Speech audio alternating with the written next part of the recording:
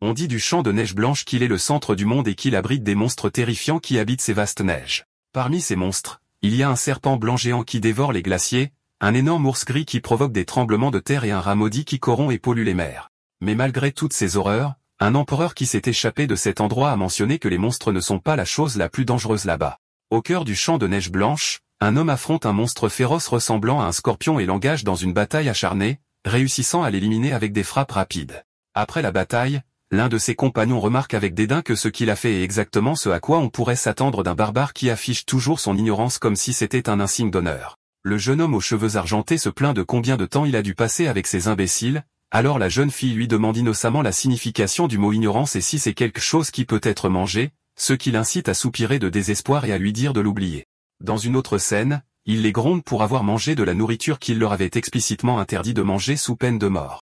Il exprime son étonnement de voir comment ils ont tout dévoré en moins d'une semaine, ce à quoi la jeune fille et le chauve répondent en considérant ce qu'ils ont fait comme un défi admirable, prenant ces paroles comme une forme d'éloge. Soudain, un chauve nommé Greta tombe malade, puis s'effondre inconscient, et la jeune fille essaie frénétiquement de le réveiller en criant.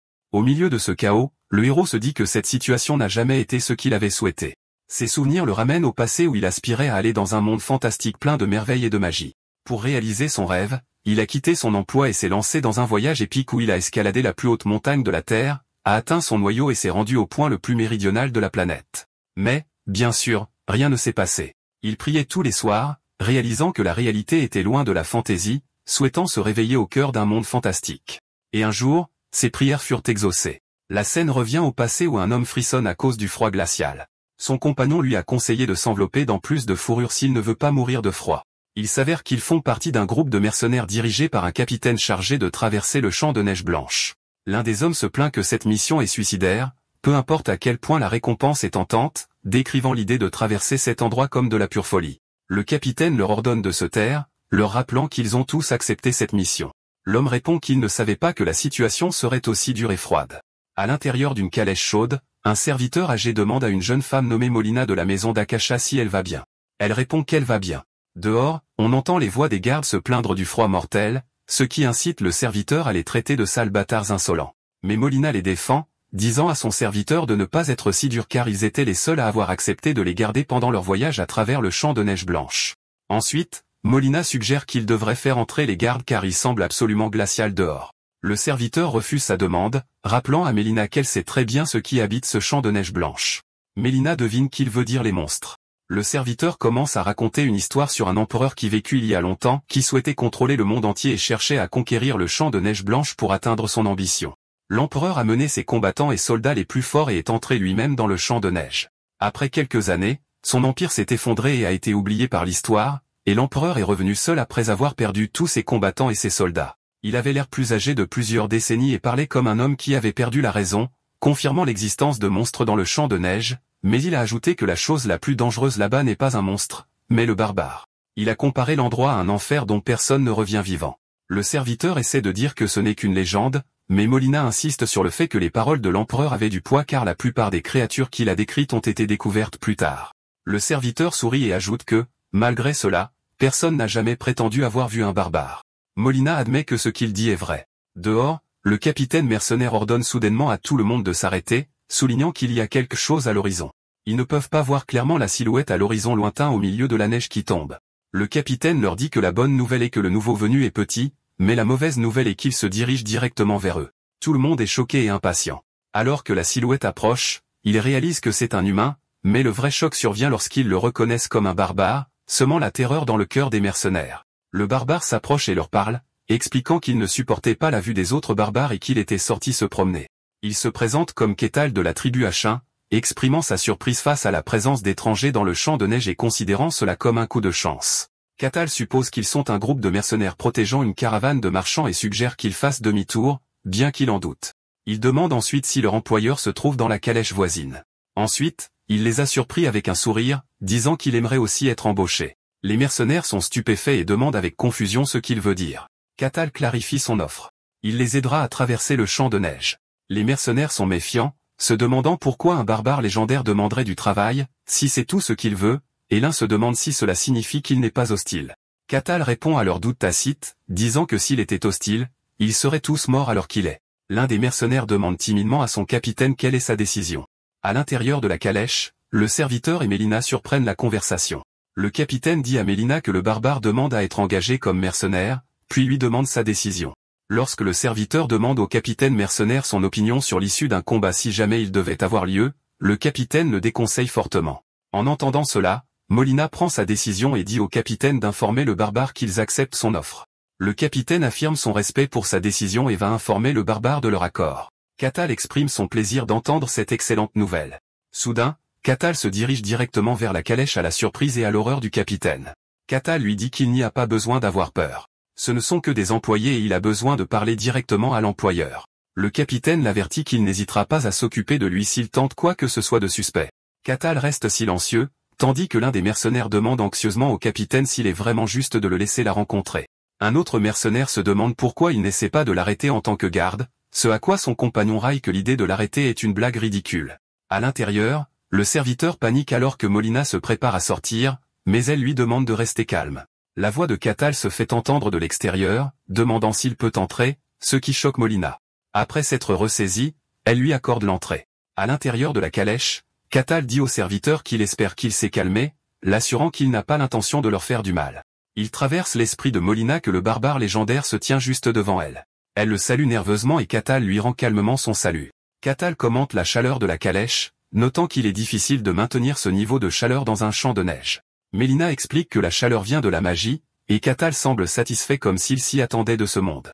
Catal en vient au fait, expliquant que l'endroit est dangereux et que leurs chances de survie avec les mercenaires actuels sont très minces, il va donc prendre en charge leur protection. Mais il ajoute qu'il a une condition, alors Molina lui demande ce qu'il veut. Catal révèle sa condition, des connaissances de l'extérieur du champ de neige, en particulier les informations qu'elle possède. Mélina s'enquiert de sa demande, et Catal l'assure qu'elle ne perdra rien. Mélina se rend compte qu'elle n'a pas d'autre choix et accepte.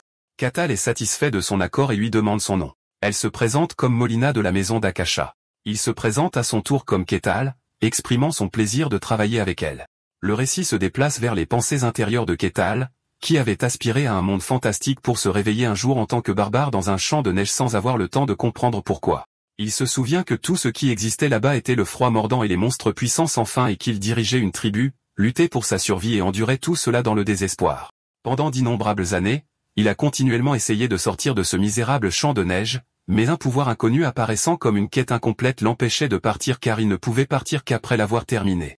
Et juste au moment où il était sur le point d'abandonner, des gens du monde extérieur apparaissaient parfois, bien qu'il n'ait jamais compris pourquoi ils venaient volontairement dans un endroit aussi terrible. Catal a réalisé que le monde en dehors de ce misérable champ de neige est le monde de la fantaisie et de la magie dont il avait toujours rêvé.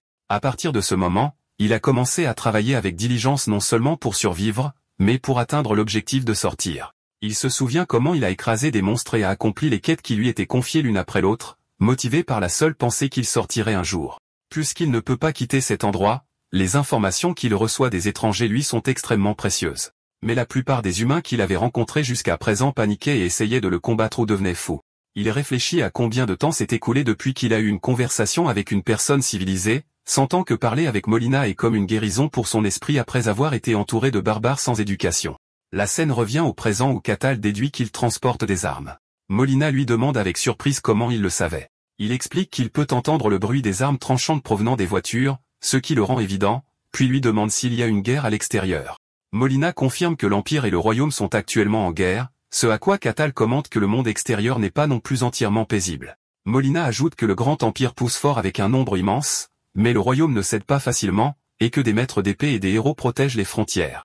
Ces termes piquent la curiosité de Catal, et il demande quel type de pouvoir ils utilisent.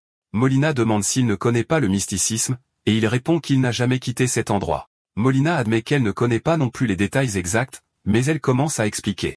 Elle précise qu'il existe un pouvoir appelé mysticisme dans le monde et que très peu de gens peuvent le ressentir ou l'utiliser. Ces individus reçoivent des rangs de pouvoir. Le troisième rang désigne ceux qui peuvent seulement sentir le pouvoir de la mystique. Le deuxième rang inclut ceux qui peuvent réellement utiliser ce pouvoir, et le premier rang sont ceux qui peuvent manifester ce pouvoir sous forme de mana ou d'aura avec les chevaliers, les mages et les utilisateurs d'éléments appartenant typiquement à ce rang. Elle explique qu'au-delà de ça, les rangs n'ont plus de sens parce que ceux qui les détiennent sont des êtres hors de la compréhension humaine. Elle décrit le rang transcendant, des gens qui peuvent contrôler et utiliser librement la mystique, capables de fendre les cieux et la terre, et le maître d'épée appartient à ce rang. Enfin, il y a le héros qui est décrit comme un être mythique qui va au-delà du contrôle de la mystique pour influencer le monde lui-même. Mélina conclut son explication en notant que même une personne du 3e rang est considérée comme une personne puissante dans une petite région. Après avoir entendu tout ça, Catal déclare qu'il aimerait les rencontrer, laissant Mélina perplexe.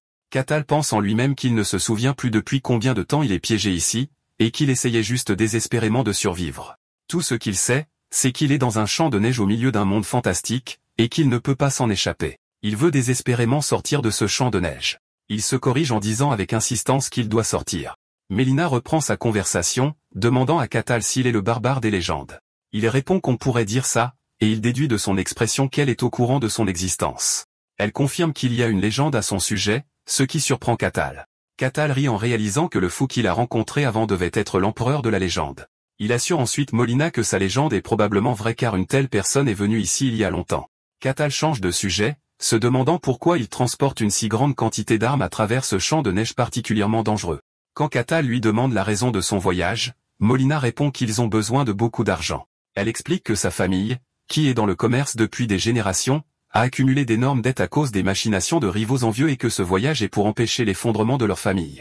Catal déduit intelligemment que son plan pour rembourser les dettes est de vendre des armes au royaume, qui est en guerre avec l'Empire, surprenant Molina avec sa capacité à savoir ça. Catal explique son raisonnement en disant qu'elle a précédemment mentionné que l'Empire attaque avec d'énormes nombres, ce qui signifie qu'il ne manque pas d'armes, et que c'est donc le royaume qui en a besoin.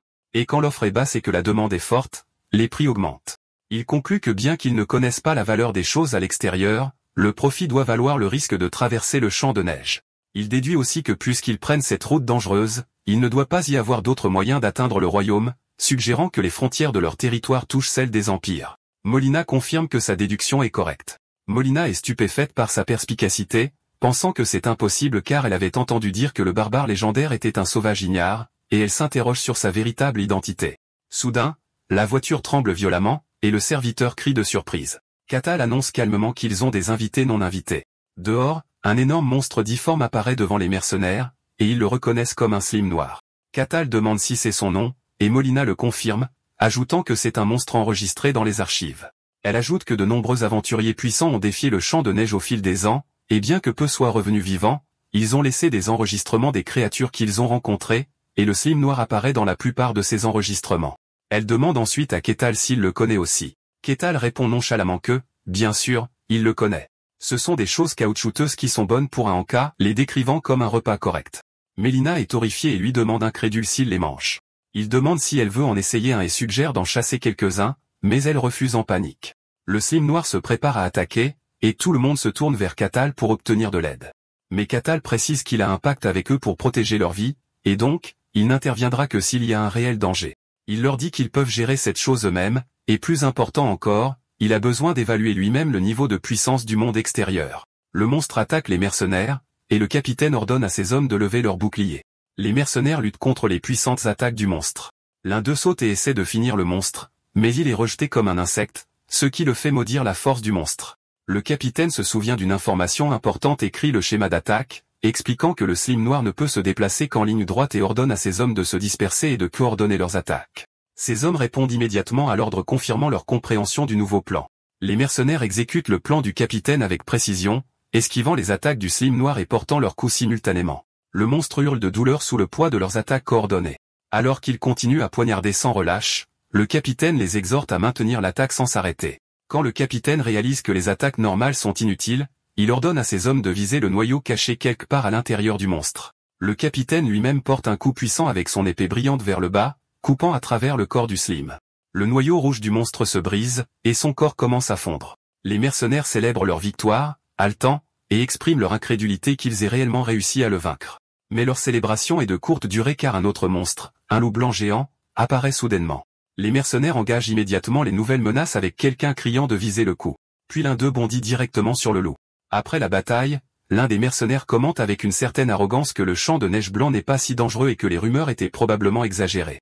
Mais le capitaine l'avertit de ne pas être complaisant, leur rappelant qu'ils ne sont même pas à mi-chemin. La conversation se tourne vers Catal, avec un mercenaire se demandant si le barbare est vraiment fort, soulignant qu'il ne fait que partie de la légende de l'empereur et qu'il n'a pas encore combattu. Un autre ajoute que Catal, soi-disant au bas de la chaîne alimentaire ici, compte sur eux pour sa protection et suggère qu'il devrait vérifier sa force. À l'intérieur de la voiture, le silence règne entre Molina et Catal. Un mercenaire s'approche de la voiture et demande à parler à Molina. Il lui rappelle qu'ils sont des mercenaires risquant leur vie pour mener à bien cette mission dans le cadre de leur contrat avec elle. Molina exprime sa profonde gratitude pour qu'ils aient accepté cette mission dangereuse que tout le monde a fui juste en entendant ces détails et que sans eux, elle n'aurait même pas pu essayer. Mais le mercenaire précise qu'il y a une chose qui le dérange. Le barbare n'a pas combattu une seule fois. Ils lui disent qu'ils souhaitent confirmer si le barbare mérite vraiment le traitement spécial qu'il reçoit. Le capitaine affirme qu'il a essayé de les arrêter, mais ils n'ont pas écouté. Catal, qui écoutait, intervient, disant que ça ne le dérange pas de tester sa force, mais pas maintenant. Il explique qu'ils ont d'autres visiteurs qui sont venus avant eux. Une nouvelle voix sinistre résonne, exprimant sa joie de l'arrivée d'humains faibles et les décrivant comme une délicatesse. Tout le monde est choqué par l'apparition de cette nouvelle menace. Un énorme serpent blanc terrifiant apparaît, leur disant de crier et de souffrir à leur guise car cela ajoutera de la saveur à son repas. La présence écrasante du serpent provoque des cris de douleur chez Molina et les mercenaires. Catal s'avance et ordonne au serpent de s'arrêter, déclarant que ce sont ses invités, et lui ordonne de retourner en arrière. Le serpent demande à Catal pourquoi il est là, lui rappelant les règles du champ de neige qui interdisent de quitter le territoire de la tribu. Catal répond que ça ne le regarde pas, ce qui met le serpent en colère, lui disant de ne pas être ridicule. Le serpent annonce son identité comme un serpent, se demandant comment un barbare ose lui donner des ordres, à lui, celui à qui l'immortalité a été promise. Catal répond sarcastiquement qu'il faut alors le discipliner et se lance sur lui dans une attaque féroce. L'affrontement se traduit par une énorme explosion d'énergie, créant une onde de choc puissante. Molina hurle de l'intensité de l'explosion et de son impact. Catal se tient au-dessus du serpent vaincu, disant que c'est le genre qui n'écoute qu'après avoir reçu une bonne raclée. Molina regarde la scène avec admiration, et Catal la rassure en lui disant qu'il va finir ça rapidement. Catal déclenche une attaque finale dévastatrice, anéantissant le serpent dans un éclair de lumière brillante. Après ce qui s'est passé, les mercenaires qui avaient douté du pouvoir de Catal implorent son pardon, auquel il répond que ce n'est pas grave car il comprend qu'il n'est pas facile de faire confiance à un étranger. Catal dit à Molina qu'il a une question. Il note que d'après ses vêtements et sa façon de parler, elle ne semble pas être une simple représentante de sa famille et lui demande pourquoi elle a entrepris personnellement ce voyage dangereux. Après quelques hésitations, Molina révèle qu'elle est la première fille de Velika, une concubine ou seconde épouse du seigneur kazakh Akasha. Elle explique que sa mère, venue pour un mariage politique, a été utilisée et abandonnée, une mère misérable sans réel pouvoir. Molina avoue qu'elle et sa mère sont considérées comme faisant partie de la famille de non seulement, mais en réalité, elles sont traitées comme des servantes, puis regrette d'en avoir révélé autant. Elle confirme qu'elle s'est portée volontaire pour ce voyage dangereux, ajoutant que quelqu'un devait montrer l'exemple. Catal lui dit qu'il comprend, la décrivant comme très intelligente, avide et très ambitieuse. Soudain, la sortie du champ de neige apparaît devant eux. Les mercenaires sont surpris par la scène devant eux, voyant de l'herbe verte annonçant la fin de leur voyage dans la neige. Molina remercie Catal, et il lui dit qu'ils peuvent revenir par l'Empire car ce sera facile après avoir vendu les armes. Molina lui a demandé ce qu'il voulait dire en la décrivant comme intelligente et ambitieuse. Catal confirme que ces mots signifiaient exactement ce qu'il a dit. Il commence à expliquer sa déduction, disant que sa famille autrefois très respectée est maintenant en grande agitation à cause d'un manque de fonds. Il ajoute que bien qu'elle soit la fille d'une concubine, si elle agit personnellement et trace un chemin vers le salut alors que la famille est sur le point de s'effondrer. Il demande, dans ce cas, à qui les gens feront-ils confiance et qui suivront-ils? Il conclut que son véritable objectif est de s'emparer du pouvoir réel dans la famille. Il demande ensuite s'il se trompe, et Molina admet que sa réponse est parfaite. Catal fait remarquer que c'est une histoire courante qu'un enfant de concubine relève un défi dangereux pour hériter de la famille. Molina se dit que ce barbare est intelligent, contrairement aux intellectuels à moitié cuits qu'elle a rencontrés, et imagine ce que ce serait si son pouvoir, qui a vaincu le serpent blanc sans une égratignure, devenait le sien. En conséquence, elle propose à Catal de l'accompagner s'il envisage un jour de quitter le champ de neige. Catal décline son offre pour l'instant, expliquant qu'il a encore des affaires à régler. Alors Molina lui offre un bijou. Elle lui dit que s'il sort un jour et cherche la famille Akasha, il devrait leur montrer cette pièce. Catal accepte volontiers le cadeau. Ils échangent des adieux, Molina le remerciant et priant pour qu'ils se revoient. Catal regarde leur voiture s'éloigner. 5 ans plus tard, dans le champ de neige blanc, un message apparaît indiquant que Catal a terminé la quête numéro 1784 et que toutes les conditions ont été remplies. Un autre message apparaît lui disant qu'il peut quitter le champ de neige, et il commence à traverser une barrière scintillante. Catal pense que c'est enfin son premier pas dans le monde fantastique qu'il a toujours voulu. Il apprécie les odeurs de l'herbe, des animaux et de la rivière, des senteurs qu'il n'aurait jamais connues dans le champ de neige. Il exprime son bonheur avec ces nouvelles odeurs, se sentant complètement satisfait. Il crie au champ de neige lointain, jurant de ne jamais y retourner. Il réfléchit au fait d'avoir enfin atteint le monde dont il rêvait, le monde de fantaisie et de mystère qu'il pensait ne jamais atteindre, et que bien que le point de départ ait été terriblement mauvais, il a réussi à survivre. Il annonce son intention de profiter de ce monde avec tous ses dragons, ses elfes, sa magie et ses épées. Il croit que son désir intense d'atteindre ce monde fantastique est ce qui l'a maintenu en vie dans cet enfer. Puis il sent un rassemblement d'êtres à proximité. Il suppose que ce rassemblement est un village et se sent excité de voir enfin une ville civilisée. Il se souvient des barbares ignorants avec lesquels il vivait et de leur indifférence à l'importance d'un abri et ressent une forte nostalgie pour un établissement humain bien conçu. Alors qu'il se demande comment se présenter poliment, il entend une voix. La voix annonce aux chers villageois elfes que cet endroit deviendra leur nouvelle maison. Il regarde un groupe d'elfes décharger leurs affaires et célébrer leur nouvelle maison. Un jeune elfe demande anxieusement à un aîné si l'endroit est vraiment sûr, et l'aîné l'assure que oui. Mais le jeune homme est toujours inquiet même si la région est isolée et inaccessible aux humains. Il exprime son inquiétude quant à la proximité du champ de neige, et l'aîné comprend qu'il craint l'apparition de monstres. L'aîné le rassure en disant que rien n'est sorti du champ de neige depuis des milliers d'années et qu'ils ont également mis en place une barrière par précaution. Il explique qu'ils ont placé une barrière de dissimulation magique basée sur l'ancienne magie elfique, donnant à l'endroit l'apparence d'une forêt ordinaire, et que tant que la barrière reste en place, aucun étranger ne peut les atteindre. Il ajoute que même si des monstres venaient, ils ont Sa Majesté la Reine, que même les monstres du champ de neige ne peuvent pas toucher. À ce moment précis, Cathal sent qu'il a déchiré quelque chose en marchant, se demandant s'il y avait quelque chose dans cet endroit, sans savoir qu'il vient de franchir la barrière. Alors que Cathal marche dans la forêt, il se demande combien de chemin il lui reste à parcourir. Soudain, il tombe sur une petite elfe perdue. Il est ravi de voir une vraie elfe, l'une des races fantastiques qu'il avait toujours imaginées, et sent que sa survie jusqu'à présent en valait la peine. La petite fille pleurait et avait peur. Ayant réalisé qu'elle s'était trop éloignée et qu'elle s'était perdue, Cathal s'approche d'elle et lui dit bonjour, mais la fille panique à son apparition et s'évanouit. Alors Cathal l'attrape. Il est perplexe quant à ce qu'il faut faire après qu'elle se soit évanouie avant qu'il ne puisse parler et décide de la ramener à son village. Il se souvient que les elfes et les légendes sont une race pacifique et bienveillante et espère que s'il rend l'enfant, ils l'accueilleront avec gentillesse, et il découvrira leur hospitalité. Il attendait avec impatience cette expérience. Quand il arrive au village en portant l'enfant, une femme, vraisemblablement sa mère, crie de terreur pour son enfant, choquée par la présence d'un humain là-bas. Les elfes réagissent de manière agressive, lui demandant qui il est et comment il a réussi à pénétrer leur barrière. Cathal se rend compte que les choses ne se passent pas comme il s'y attendait. La mère de l'enfant continue de crier. L'aîné des elfes exprime son choc, se demandant comment un humain a pu entrer dans leur terre protégée avec une barrière. L'un des elfes lui dit qu'il y a une fissure dans la barrière, et l'aîné panique, demandant où se trouve Sa Majesté, la reine, et on lui dit qu'elle est partie pour une courte tournée de reconnaissance. Cathal essaie d'expliquer qu'il n'est pas leur ennemi, mais un guerrier menace de le chasser jusqu'au bout du monde s'il ne rend pas l'enfant. L'aîné déclare que le remplacement a été exposé et conclut que, puisque la barrière a été franchie, les humains doivent être venus entièrement préparés.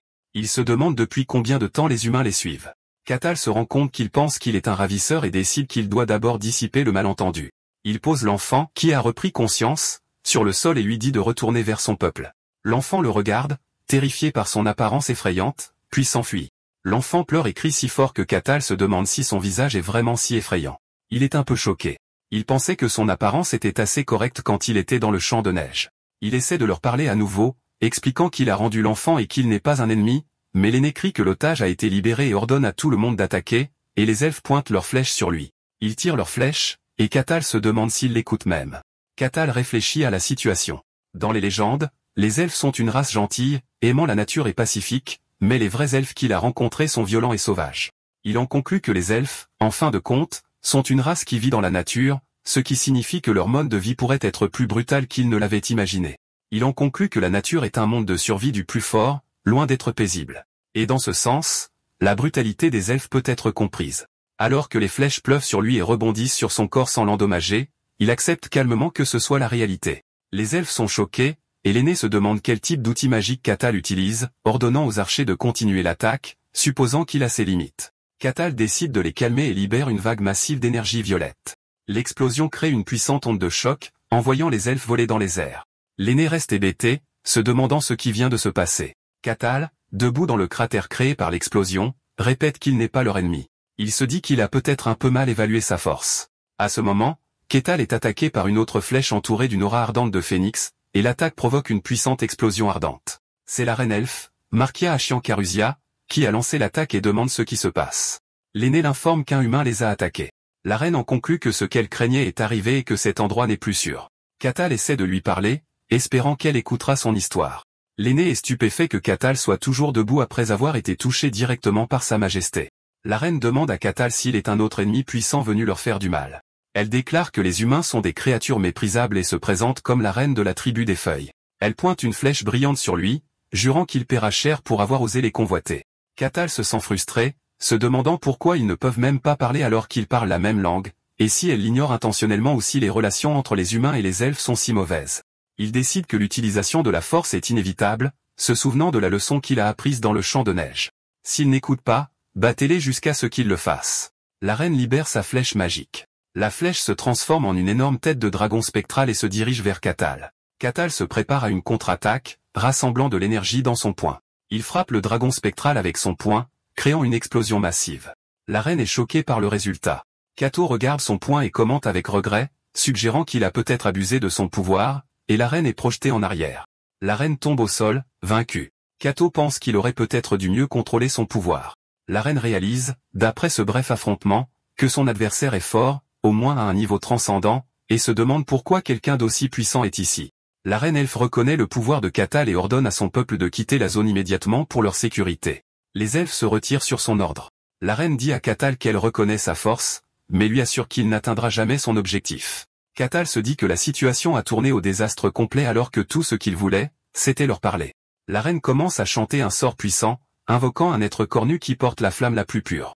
Elle invoque un grand esprit sous la forme d'un taureau flamboyant nommé Vigo. L'excitation envahit Catal, qui pense que les créatures du champ de neige étaient terrifiantes et étranges, mais qu'il s'agit d'une véritable invocation. Il se souvient que, bien que certaines créatures du champ de neige aient une apparence fantastique, la plupart étaient hideuses. Mais cette créature devant lui, un taureau avec des cornes flamboyantes, est complètement différente. Il pense avec excitation que c'est un véritable esprit, et c'est une véritable fantaisie. La reine ordonne à Vigo d'éliminer l'ennemi, mais l'esprit de feu de haut niveau murmure que les contrats d'invocation ne sont que des nuisances et des tracas. La reine lui ordonne de se taire. Elle se dit que les esprits puissants sont généralement vieux et arrogants et qu'elle n'aurait pas réussi à conclure ce contrat sans l'aide d'une autre tribu, et elle ne s'attendait pas à devoir l'invoquer de cette manière. Elle ordonne à nouveau à Vigo de remplir son contrat. Vigo demande si le contrat exige de tuer l'humain devant lui, mais il hésite soudain lorsqu'il remarque quelque chose d'étrange chez Catal. Il regarde l'aura intimidante de Catal et se demande s'il est vraiment humain.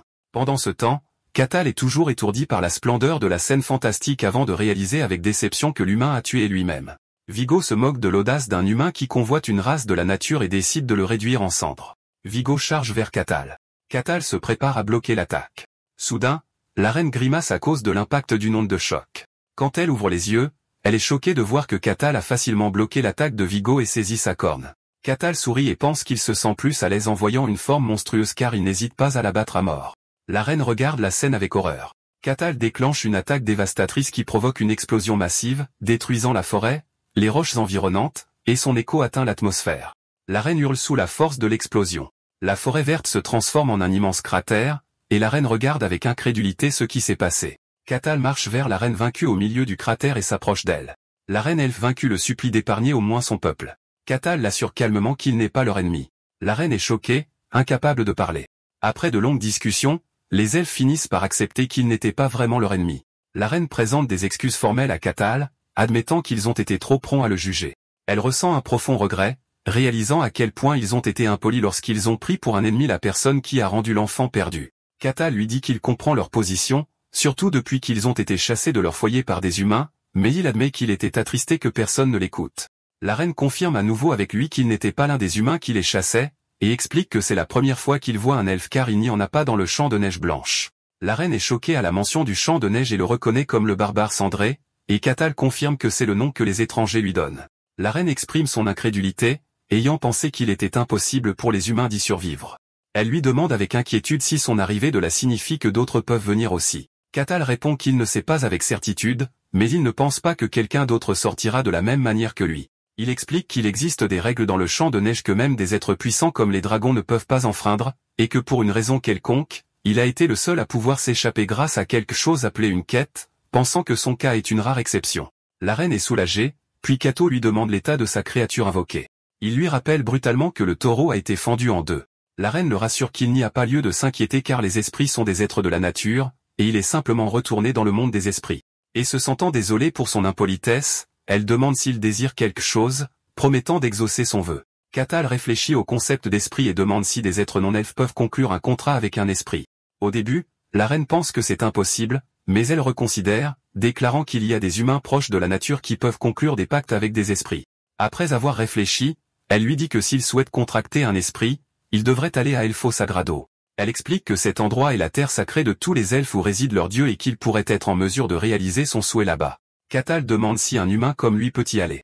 La reine répond que cela pourrait être possible avec sa recommandation et propose de lui donner l'emplacement à condition qu'il le garde secret. Les pensées intérieures de la reine révèlent qu'Elfo Sagrado est la destination de rêve pour tous ceux qui étudient les elfes.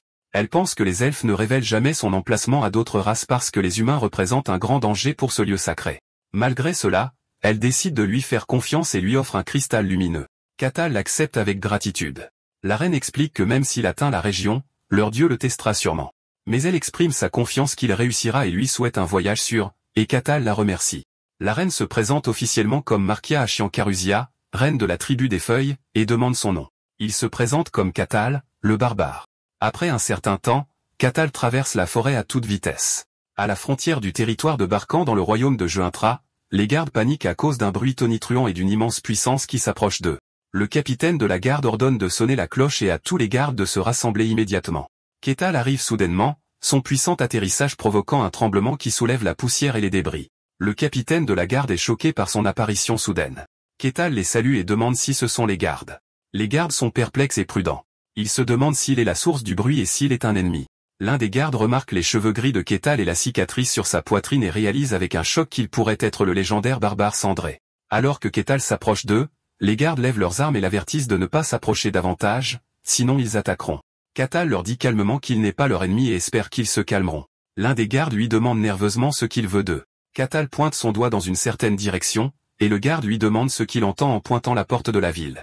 Catal exprime son désir de visiter leur territoire, et les gardes sont choqués par ce qu'il a dit. La scène se déplace dans une pièce où le capitaine de la garde a demandé à Catal si son but est simplement de passer. Catal répond qu'il aimerait rester un certain temps si possible, mais il ne sait pas combien de temps. Le capitaine lui a demandé son nom, et il répond « Catal ».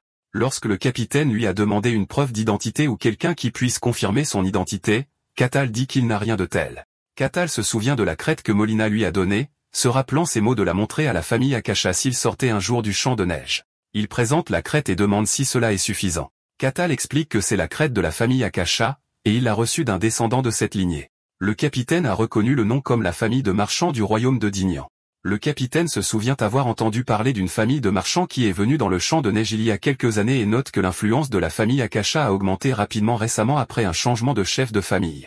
Catal demande à nouveau si la crête est suffisante pour confirmer son identité. Le capitaine dit qu'elle n'a pas l'air fausse, mais il est difficile de confirmer car elle ne vient pas de leur royaume. Le capitaine décide que bien que la crête ne soit pas une confirmation complète, elle est utile. Il autorise Catal à entrer, mais à une condition. Il précise que la condition est de confirmer qu'il n'est pas une personne dangereuse. Le capitaine explique qu'il y a 3 autres personnes avec des identités non confirmées qui tentent également d'entrer sur le territoire. La condition est que Catal doit former une équipe avec eux, et ils doivent nettoyer un donjon voisin pour prouver qu'ils ne représentent aucune menace. Catal trouve cette condition plus facile qu'il ne l'avait prévu. Catal accepte la condition du capitaine, mais le capitaine en ajoute une autre. La deuxième condition est qu'après avoir nettoyé le donjon, Catal doit leur signaler toutes les informations sur l'opération.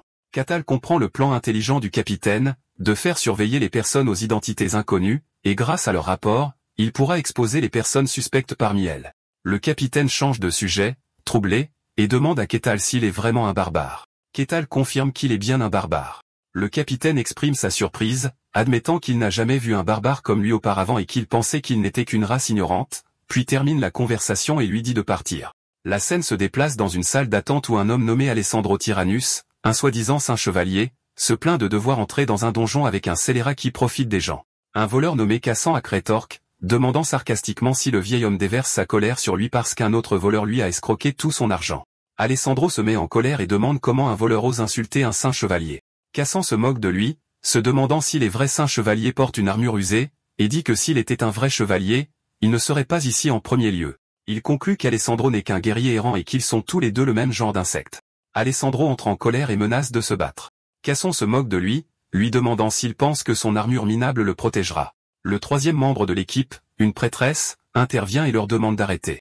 La prêtresse, Eide Colucci, exprime son inquiétude quant à la nécessité de nettoyer un donjon avec ces personnes. Le capitaine de la garde entre et leur dit que le minimum pour entrer dans le donjon est de 4 personnes et que quelqu'un d'autre se joindra à eux. La prêtresse espère que la dernière personne est normale, et le capitaine lui dit qu'elle peut en juger par elle-même car il vient d'arriver. Catal entre dans la pièce, et les membres de l'équipe existants sont choqués par sa présence. Catal leur demande joyeusement s'ils sont les membres de son équipe. Les membres de l'équipe réagissent avec choc. Alessandro remarque sa taille massive. La prêtresse se demande s'il est humain, et Cassan ressent l'immense pression qui émane de lui. Catal dit bonjour. Le capitaine de la garde leur dit qu'ils peuvent se présenter pendant qu'il sort un instant. Catal commence par se présenter, disant qu'il est Catal, un barbare. Il a ensuite demandé au voleur son nom, qui se présente hésitant comme Cassan Hack. Il passe au saint chevalier qui se présente comme Alessandro Tyrannus, et Catal lui demande s'il utilise la puissance sacrée. Alessandro explique nerveusement qu'il est un chevalier sacré un peu spécial et qu'il ne peut pas l'utiliser. La prêtresse se présente comme une prêtresse de Colucia, le dieu du mensonge et de la tromperie. Catal lui demande pourquoi son identité n'est pas confirmée puisqu'elle est une prêtresse. Elle explique que le dieu qu'elle sert n'est pas très bien considéré. Une fois les présentations terminées, le capitaine de la garde annonce que s'ils sont prêts, ils devraient partir. Le silence et la tension remplissent l'air alors que l'équipe se met en route. Le garde qui les accompagne annonce leur arrivée. Le garde montre l'entrée du donjon. Il explique qu'il s'agit d'un donjon de 3 étages, et que les monstres qui apparaissent à l'intérieur sont des morts vivants. L'objectif est de le nettoyer et de trouver un emblème à l'intérieur. Catal demande à Cassan d'expliquer le plan avant de commencer. Il commence à expliquer, et quand il s'adresse à Cassan en l'appelant monsieur, Cassan lui dit joyeusement de laisser tomber les formalités car ils sont des camarades. Cassan assigne les rôles, disant que Cassan et le guerrier, Alessandro, formeront la ligne de front tandis qu'il vérifiera les pièges. Il ajoute que la prêtresse soutiendra la bataille depuis l'arrière avec ses pouvoirs divins. Catal accepte le plan, ce qui confond Catal. Catal annonce ensuite avec enthousiasme qu'ils vont partir. L'équipe entre dans le donjon sombre avec Catal en tête. À l'intérieur, Cassan remarque l'obscurité noire et l'absence des pièges ou des clés habituelles, trouvant cela étrangement ordinaire. Soudain, Cassan arrête le groupe, soulignant qu'il y a un monstre, bien que Catal ne voit rien. Il montre les fragments d'os éparpillés sur le sol, expliquant qu'il s'agit de squelettes qui se lèveront et les attaqueront s'ils s'approchent. Cassan réalisa que le capitaine de la garde était au courant et que ce donjon n'était pas seulement un test, mais un moyen de se débarrasser des étrangers gênants. Catal pense aux mots squelettes. Alessandro explique que les squelettes sont des monstres puissants qui continuent de bouger même s'ils sont blessés ou si leurs membres sont coupés. Il ajoute que leur défense est élevée car ils sont faits d'os, ce qui rend la difficulté du donjon plus élevée que prévu. Cassan reprend la tête, disant à la prêtresse de préparer son pouvoir divin, à Alessandro de préparer son bouclier et à Catal de se préparer également. Il explique que son rôle est d'exploiter les opportunités pendant le combat et leur conseille de cibler le point faible du squelette, le cou, et de le frapper plusieurs fois en raison de sa robustesse. Catal pense que Cassan est un bon chef. Dès qu'ils avancent, un squelette se lève du sol. Les membres de l'équipe se préparent au combat, mais Catal lève simplement la main. D'un seul coup facile, il brise le crâne du squelette. Il souffle ensuite la poussière magique de sa main. Le reste de l'équipe est complètement stupéfait. Catal fait remarquer à Cassan qu'il avait raison. Les squelettes ne bougent plus après que leur tête ait été écrasée. Cassan rit nerveusement et explique que ce n'est pas ce qu'il voulait dire. Briser les os d'un squelette d'un seul coup est presque impossible, même pour un épéiste qualifié, à moins qu'il ne puisse utiliser l'aura, ce qui signifie que la force de Catal dépasse l'entendement. Cassan poursuit ses pensées, expliquant que la seule façon de vaincre un squelette amélioré par la magie du donjon est d'attaquer à plusieurs reprises son cou pour sectionner l'os du cou, un peu comme abattre un arbre. Il conclut que ce que Catal a fait, briser la tête du squelette et la réduire en poudre d'un seul coup, est logiquement impossible. Il admet qu'il savait que Catal était fort dès le premier instant, mais il n'avait jamais imaginé qu'il était aussi fort. Les membres de l'équipe regardent Catal avec stupéfaction, et Alessandro se demande s'il est vraiment humain. Catal dit simplement qu'il devrait continuer à avancer. Le reste de l'équipe répond immédiatement, acquiesçant nerveusement, et Catal trouve leur empressement soudain amusant. Alors qu'ils continuent leur chemin, Catal joue avec le crâne d'un squelette. Soudain, un grand groupe de squelettes les affronte, et tout le monde se prépare à une bataille difficile. Mais Catal les arrête et demande une faveur. Il a demandé à s'occuper lui-même de ces squelettes, se justifiant en disant qu'il y a certaines choses qu'il veut vérifier. Les membres de l'équipe sont immédiatement d'accord, impressionnés par son pouvoir. Catal les remercie.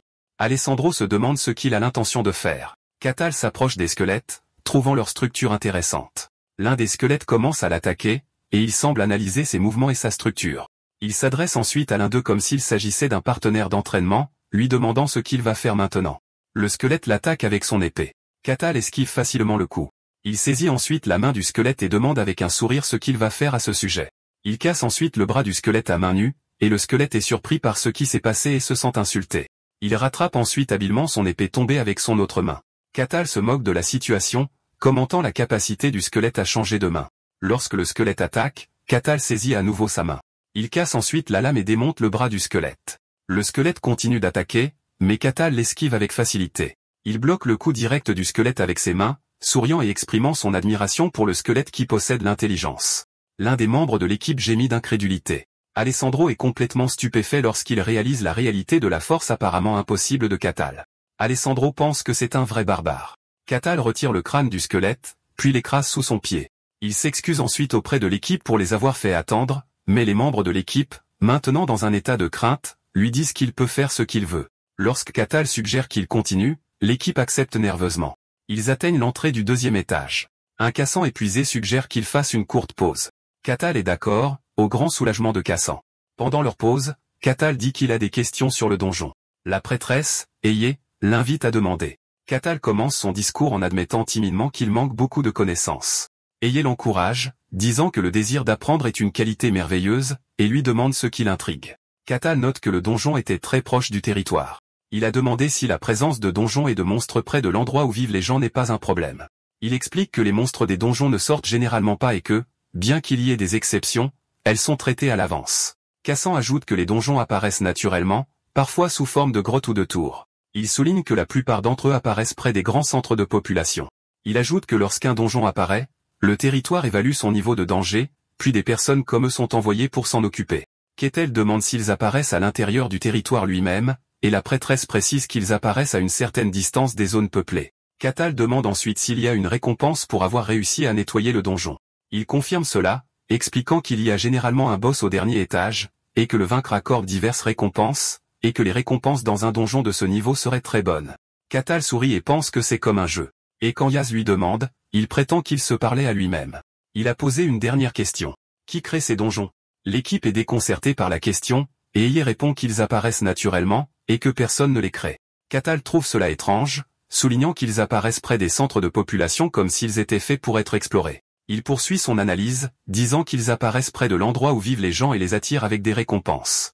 Il conclut qu'ils semblent trop artificiels pour être un phénomène naturel. Diaz est stupéfait, réalisant la vérité dans ses paroles. Elle admet qu'elle n'y avait jamais pensé parce que cela lui semblait évident. Casson se dit qu'il ne s'était jamais posé la question parce que c'était un principe accepté, et se demande comment ce barbare peut remettre en question une telle vérité. Il conclut en disant que les barbares sont une race ignorante et sauvage, des êtres cruels et impitoyables, et que ce fait n'a pas changé. Cassan continue de se demander si ce barbare est vraiment normal. Cassan attire l'attention de l'équipe, leur demandant s'ils se sont suffisamment reposés. Les membres de l'équipe confirment nerveusement que oui. Cassan leur dit joyeusement qu'ils devraient repartir. L'équipe s'aventure plus profondément dans le donjon. Ils rencontrent quelque chose, et Cassan pose des questions à ce sujet. Cassan explique que c'est un coffre au trésor, l'une des récompenses du labyrinthe, et dit à Catal qu'il peut l'avoir s'il peut l'ouvrir. Il ajoute que l'ouverture d'un coffre de ce niveau nécessite un voleur expérimenté avec une capacité éprouvée en crochetage. Cassan déplore qu'un voleur avec de telles compétences n'aurait pas besoin d'entrer dans un donjon en premier lieu, suggérant qu'il devrait l'abandonner, mais Cassan dit simplement à Cassan de l'ouvrir. Cassan est choqué. Cassan souligne que c'est un coffre au trésor, et Cassan est un voleur. Catal explique avec enthousiasme qu'ouvrir des coffres au trésor est l'essence du travail d'un voleur et qu'il est impatient de voir les compétences d'un voleur par lui-même. Cassan pense que Catal n'a pas tort, mais il y a un problème. S'il pouvait le faire, il ne serait pas ici. Sa lutte interne révèle son manque de confiance en soi. Il n'est qu'un voleur mineur, même pas reconnu par la guilde des voleurs, et il ne possède pas réellement de compétences en crochetage. Il ne peut pas dire la vérité à Catal, craignant que l'anticipation dans ses yeux ne se transforme en déception. Catal intervient quand il voit son hésitation, demandant s'il est incapable de faire même ça, le traitant d'inutile. Poussé par la peur, Cassan accepte d'essayer. Pendant qu'il travaille, il sent le regard perçant de Catal derrière lui, pensant avec terreur qu'il ne survivra pas s'il échoue. Il essaie désespérément de se souvenir des compétences qu'il a vu un autre voleur utiliser lorsqu'il travaillait comme son porteur. Il met sa vie en jeu et se concentre de toutes ses forces. Katao le regarde, perplexe devant cet effort intense. Avec un clic, Cassan réussit, annonçant avec des larmes aux yeux que le coffre est ouvert. Il exprime son admiration sincère, disant que c'est incroyable et qu'elle ne s'attendait jamais à voir un voleur qualifié ouvrir un coffre au trésor elle-même. Catal le félicite pour son travail impressionnant. Cassan traverse un moment de crise existentielle. Il s'était toujours enorgueilli de faire de son mieux pour survivre, mais à ce moment, il remet en question cette conviction pour la première fois de sa vie, se demandant s'il a vraiment fait de son mieux tout ce temps. Et avec ça, Cassan perd sa fierté. Catal demande quelle est la valeur du trésor, et Cassan estime que c'est suffisant pour qu'une famille moyenne vive confortablement pendant environ un mois. Catal demande à Cassan d'organiser les récompenses. Alors que Cassan commence à trier le trésor, il hurle soudainement de terreur. L'équipe avance prudemment et continue son chemin. Il trouve un autre squelette allongé sur le sol, et Catal leur dit d'attendre. Catal remarque 4 crânes, en déduit qu'il y a 4 squelettes au total, et annonce qu'il s'occupera de 3 d'entre eux. L'équipe est stupéfaite. Catal leur dit avec un sourire qu'il laissera le dernier squelette pour eux. Cassan réalise que c'est un vrai combat et un test pour eux, et le reste de l'équipe comprend la situation et accepte. Les squelettes commencent à s'assembler à partir d'un tas d'ossements, un spectacle que Cassan trouve terrifiant. Les 4 squelettes se lèvent pour les affronter. Cassan ordonne à tout le monde d'engager le combat, et la prêtresse Aye commence à chanter sa prière. Les squelettes se précipitent vers eux. Alors que l'un d'eux se jette sur Cassan, Catal attrape le reste des squelettes, leur disant de ne pas gâcher cette scène rare. Un squelette attaque Alessandro, qui le bloque avec son bouclier. Alessandro esquive l'attaque, et Cassan saute pour attaquer le même squelette. Il a lancé le sort d'ombre d'illusion, qui frappe le squelette et le fait chanceler. Catal regarde et rit, commentant que c'est rare de voir un exemple parfait de combat de groupe organisé. Il élimine les 3 squelettes dans ses mains, puis dit qu'il peut maintenant profiter du spectacle. Cassan continue d'essayer d'attaquer le squelette. Les membres de l'équipe réalisent que Catal les teste. Le dernier squelette laissé à l'équipe semble confus après la disparition de ses camarades. Cassan se dit que s'ils montrent de la faiblesse, ils mourront. Après la fin de la bataille, l'équipe semble extrêmement épuisée. Catal pense que ceux qui sont venus au champ de neige étaient tous forts. L'équipe avance, et bien que les monstres du 3e étage soient également des squelettes, grâce à la direction de Catal, ils ont progressé sans trop de difficultés jusqu'à atteindre enfin leur destination. Ils arrivent dans la pièce la plus profonde du donjon. Là, ils trouvent le boss du donjon, un chevalier squelettique assis sur un trône. Aye est choqué, se demandant pourquoi un tel être est ici. Catal demande si ce monstre est différent des autres, et Aye confirme qu'il est très fort. Elle explique que le chevalier squelettique est un adversaire qui ne peut être affronté que par ceux qui sont au niveau du chevalier, et ce monstre est au-delà de leur capacité à gérer, puis demande ce qui se passerait s'il décidait de faire demi-tour. Cassan explique que dans ce cas, le territoire mènerait une enquête. Et s'il trouvait que la décision était raisonnable, l'affaire serait généralement résolue sans problème. Catal décrit la décision de l'équipe de se retirer comme raisonnable. Le chevalier squelettique assis sur son trône rayonne une énergie inquiétante. Catal s'en approche, admirant que c'est un squelette qui peut maintenir sa propre forme. Le chevalier squelettique se lève de son trône et dégaine son épée. Il a mis en garde contre son danger. Elle essaie de bloquer le coup qu'il a déclenché avec un bouclier, mais il se brise. Alors Alessandro intervient pour bloquer le coup avec son bouclier. L'onde de choc repousse les membres de l'équipe, mais Catal reste debout, indemne. Alessandro exprime son incrédulité face à la puissance de cette seule attaque. Le chevalier squelettique se précipite vers Catal. Catal observe calmement son approche. D'un seul coup, il l'anéantit complètement, et le chevalier squelettique se brise entièrement. Le reste de l'équipe est complètement stupéfait. Catal essuie ses mains et demande simplement si c'est tout. Un nouveau coffre au trésor apparaît, et Catal appelle Cassan. Il demande s'il peut l'ouvrir, et Cassan répond en panique que c'est impossible car il est protégé par une serrure de haut niveau qui dépasse ses compétences. Catal commente que c'est dommage, et Cassan convient qu'il devrait abandonner le coffre. Cassan ignore cela et se prépare à défoncer le coffre de force, choquant Cassan. D'un coup puissant, Cassan brise le coffre et l'ouvre. Cassan commente que la récompense pourrait être plus grande de cette façon et demande à Cassan de collecter le butin. Cassan se dit qu'il n'a jamais entendu parler de briser un coffre au trésor de force et se demande pourquoi Catal lui a demandé d'ouvrir le premier coffre s'il pouvait simplement le briser. Ils sortent du donjon, qui commence à disparaître. Cassan explique que lorsqu'un donjon est entièrement nettoyé, il disparaît, et il conclut qu'il n'y avait pas de pièces secrètes cette fois. Le concept de pièces secrètes intéresse Cassan, et Cassan lui dit qu'elles existent mais sont rares, ce que Cassan trouve intéressant. Le capitaine de la garde les attend, choqué de leur retour rapide. Le capitaine pose des questions sur le donjon, et Catal répond que c'était très satisfaisant. Le capitaine leur dit qu'il suivra les procédures de sortie et leur demande de l'accompagner un par un. La prêtresse est interrogée en premier, et elle ne signale aucun problème majeur. Le capitaine de la garde lui demande si elle pense que le barbare peut rester sur le territoire. Le capitaine de la garde se dit, hésitant sur la décision de laisser le barbare rester, notant que son ambiguïté ne se montre que lorsqu'on parle de lui. Il conclut que nettoyer le donjon n'était qu'un moyen, et le véritable objectif était d'exposer les individus dangereux. Lors de l'interrogatoire de Cassan, il mentionne que Catal ne semble pas être du genre à causer des problèmes. Alessandro rapporte que le barbare est brutalement fort mais n'a fait de mal à personne, concluant qu'il est complètement différent des barbares ordinaires. Lorsque Ketel est interrogé, il fait l'éloge des membres de son équipe, félicitant Cassan pour son excellent travail de désamorçage des pièges et d'ouverture du coffre, Alessandro pour avoir tenu la ligne de front en tant que guerrier, et elle a ses prières qui les ont soutenus dans la bataille. Le capitaine trouve ces éloges mutuels inhabituels car les étrangers forcés de travailler ensemble ne finissent généralement pas par s'élogier mutuellement. Le capitaine prend sa décision et leur accorde la permission d'entrer, mais les avertit qu'ils seront expulsés s'ils causent des problèmes. Il leur remet ensuite la récompense pour avoir nettoyé le donjon et leur demande de la partager entre eux, ce qui impressionne Cassant, qui note que les gardes s'emparent parfois de la récompense pour eux-mêmes. Catal annonce joyeusement que la récompense doit être partagée équitablement. Les autres membres sont confus et refusent leur part, disant qu'ils peuvent s'en passer. Mais Catal insiste sur le fait qu'ils ont nettoyé le donjon en équipe, donc la récompense doit être partagée équitablement, et il n'accepte aucune objection. Il propose ensuite avec enthousiasme de célébrer en buvant dans une taverne voisine. L'équipe accepte nerveusement, mais elle est en réalité terrifiée et souhaite simplement pouvoir rentrer chez elle en toute sécurité. Alors que l'équipe entre dans le territoire, le capitaine réfléchit au rapport qu'il va rédiger, en se concentrant sur le fait qu'un barbare a éliminé un chevalier squelettique d'un seul coup. Il en conclut que Catal n'est pas un barbare ordinaire, mais brutalement fort, au moins au niveau d'un chevalier, et qu'il est un être anormal et légendaire. Le capitaine ordonne à l'un de ses subordonnés de garder la porte pendant qu'il va faire son rapport au seigneur. Le capitaine entre dans la salle du trône pour faire son rapport. Le seigneur du territoire de Barcan, Luc Barcan, l'interroge sur la question.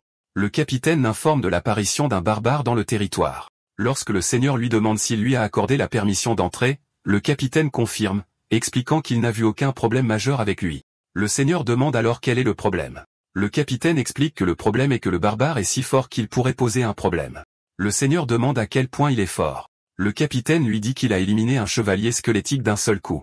Le seigneur répète cette information, notant que vaincre un tel monstre nécessite au moins la force d'un chevalier. Il réfléchit à la nature des barbares, des êtres simples et sans éducation qui résolvent tout par la force brute. Il en conclut que Catal est au moins de premier rang, et le capitaine confirme que c'est le scénario le plus probable sans exclure la possibilité qu'il soit encore plus fort. Le seigneur considère que la présence d'un guerrier aussi puissant, un barbare qui croit que le pouvoir est la loi, causera des maux de tête. Il ordonne qu'on l'appelle. Il explique que la simple présence d'une personne aussi puissante errant dans le territoire est un risque en soi et qu'il préférerait le voir de ses propres yeux malgré le danger potentiel. Lorsque le capitaine exprime son inquiétude pour la sécurité du seigneur, ce dernier le rassure en lui disant qu'il a son propre chevalier. Un énorme chevalier en armure apparaît derrière le trône, choquant le capitaine. Lord Barkin demande l'avis de son chevalier. Le chevalier répond avec assurance que, bien que Catal puisse être fort, il n'est qu'un barbare ignorant et ne ferait pas le poids face à ses compétences d'épéiste, qu'il a apprises directement auprès d'un grand maître d'armes. Le seigneur décide qu'il parlera lui-même au barbare et ordonne qu'on l'appelle. Pendant ce temps, Catal fait la fête avec son équipe dans une taverne. Le reste de l'équipe a l'air complètement épuisé par l'appétit vorace de Catal pour la nourriture et la boisson. Catal commente que la nourriture est délicieuse et que l'endroit est calme et leur dit de manger ce qu'ils veulent à ses frais. Il se tourne vers Alessandro et vérifie qu'il est un paladin. Il lui demande ensuite quel genre de pouvoir sacré il utilise parce qu'il ne l'a vu en utiliser aucun dans le donjon. Alessandro explique nerveusement qu'il est encore en phase d'entraînement et que son pouvoir divin ne s'est pas encore éveillé. Catal commente que c'est dommage et demande ensuite à la prêtresse et à Cilia un temple pour sa déesse, Calusia, à proximité. Ayaz répond qu'elle ne le pense pas parce que sa déesse n'est pas largement appréciée. Il est expliqué que Calusia est la déesse du mensonge et de la tromperie, une divinité paria et rejetée par la population générale. Ayaz demande à Catal à quel point il est vraiment fort. Catal répond qu'il n'est pas sûr de son rang parce qu'il a quitté le champ de neige récemment et leur a demandé à son tour la force du chevalier squelettique. Ayaz explique que pour affronter un chevalier squelettique, il faut être au moins de second rang, et pour le vaincre d'un seul coup comme l'a fait Catal, il faut être de premier rang. Catal en conclut que son niveau de puissance est considéré comme étant de second rang. À ce moment-là, le propriétaire paniqué de la taverne les interrompt, annonçant que la taverne est sur le point de fermer, terrifié par la présence des barbares. Catal s'excuse et demande à tout le monde de partir. Quand il leur demande s'ils ont d'autres projets, ils affirment tous en panique qu'ils sont très occupés. Catal exprime ses regrets et leur fait ses adieux, espérant les revoir. Mais leur pensée collective est qu'ils ne veulent plus jamais le revoir. Plus tard, Catal se repose dans un lit dans une auberge. Il est reconnaissant de pouvoir se permettre l'auberge grâce aux récompenses du donjon. Il considère cet endroit comme un paradis comparé au champ de neige. Il pense à son long voyage pour atteindre la civilisation et à son désir d'en explorer davantage. Il décide qu'il veut partir à l'aventure et envisage des destinations comme le sanctuaire des elfes, la tour de la magie et la capitale royale. Il est réveillé par un coup violent à la porte. Le capitaine de la garde est à la porte et s'excuse de l'avoir réveillé. Le capitaine l'informe que le seigneur veut le voir personnellement. Catal est intéressé par le fait que le maître de cette terre veuille le rencontrer. Il accepte joyeusement. Alors qu'il s'habille, le capitaine est déconcerté par sa facilité d'accord, se demandant s'il est venu au bon endroit. Alors que Catal traverse le territoire, qu'il n'avait vu que de nuit auparavant, il trouve la scène de jour absolument merveilleuse. Il pense avec joie que si c'est le genre de fantasme chanceux qu'il va vivre, il l'accueille à tout moment. Le garde qui l'accompagne est déconcerté et décide qu'il devrait distraire Catal autant que possible. Le capitaine de la garde annonce l'arrivée du barbare au seigneur, qui ordonne qu'on le fasse entrer. Catal entre dans la salle du trône. Lord-Luc Barcan, le maître du territoire de Barcan dans le royaume de Jeuintra, l'accueille. Il se serre la main et Catal exprime son plaisir de rencontrer le seigneur légitime du territoire. Il se présente comme Catal le barbare. Le garde est choqué de voir un barbare baisser la tête. Le seigneur pense que les barbares ne baissent jamais la tête parce que la force est tout pour eux et commente sarcastiquement que si l'on vit assez longtemps, on verra tout. Le seigneur commente que Catal a appris l'étiquette appropriée et l'invite à s'asseoir. Catal contemple la conception du château du seigneur. Il remarque le chevalier qui garde le seigneur et compare le château à ceux de l'époque médiévale. Il est étonné de voir un vrai chevalier comme il l'avait imaginé enfant, mais le chevalier émettait une intention de tuer claire et forte. Le chevalier pense que Catal est fou de montrer une telle aura en présence du seigneur et jure qu'il ne repartira pas d'ici vivant. Le seigneur dit à Catal que la raison de sa convocation est simple. Il veut confirmer quelques points. Catal accepte et demande ce que le seigneur veut confirmer. Lorsque le seigneur l'interroge sur son origine, Catal répond qu'il vient de l'endroit le plus froid du monde, un monde recouvert de blanc. Il précise qu'il vient du champ de neige blanc, ce qui choque le seigneur et son chevalier. Le seigneur réalise que Catal est vraiment un barbare des légendes, un fait qu'il est difficile d'accepter. Catal ajoute que c'était un endroit horrible, et que le seigneur accepte ou non ce fait et son choix. Le seigneur change de sujet et pose une question différente sur la force de Catal. Catal reformule la question, disant que ce qui compte, c'est le degré de dangerosité de sa force. Il répond que c'est la mauvaise question parce qu'il ne connaît pas les normes en dehors du champ de neige. Le seigneur suggère un moyen de découvrir sa force, un duel avec l'un de ses chevaliers avec la promesse d'une belle récompense. Catal répète le mot duel, et le seigneur confirme qu'il ne s'agira pas d'une bataille à mort. Catal sourit et dit qu'il aime l'idée, se sentant excité à la simple pensée d'affronter un chevalier en duel.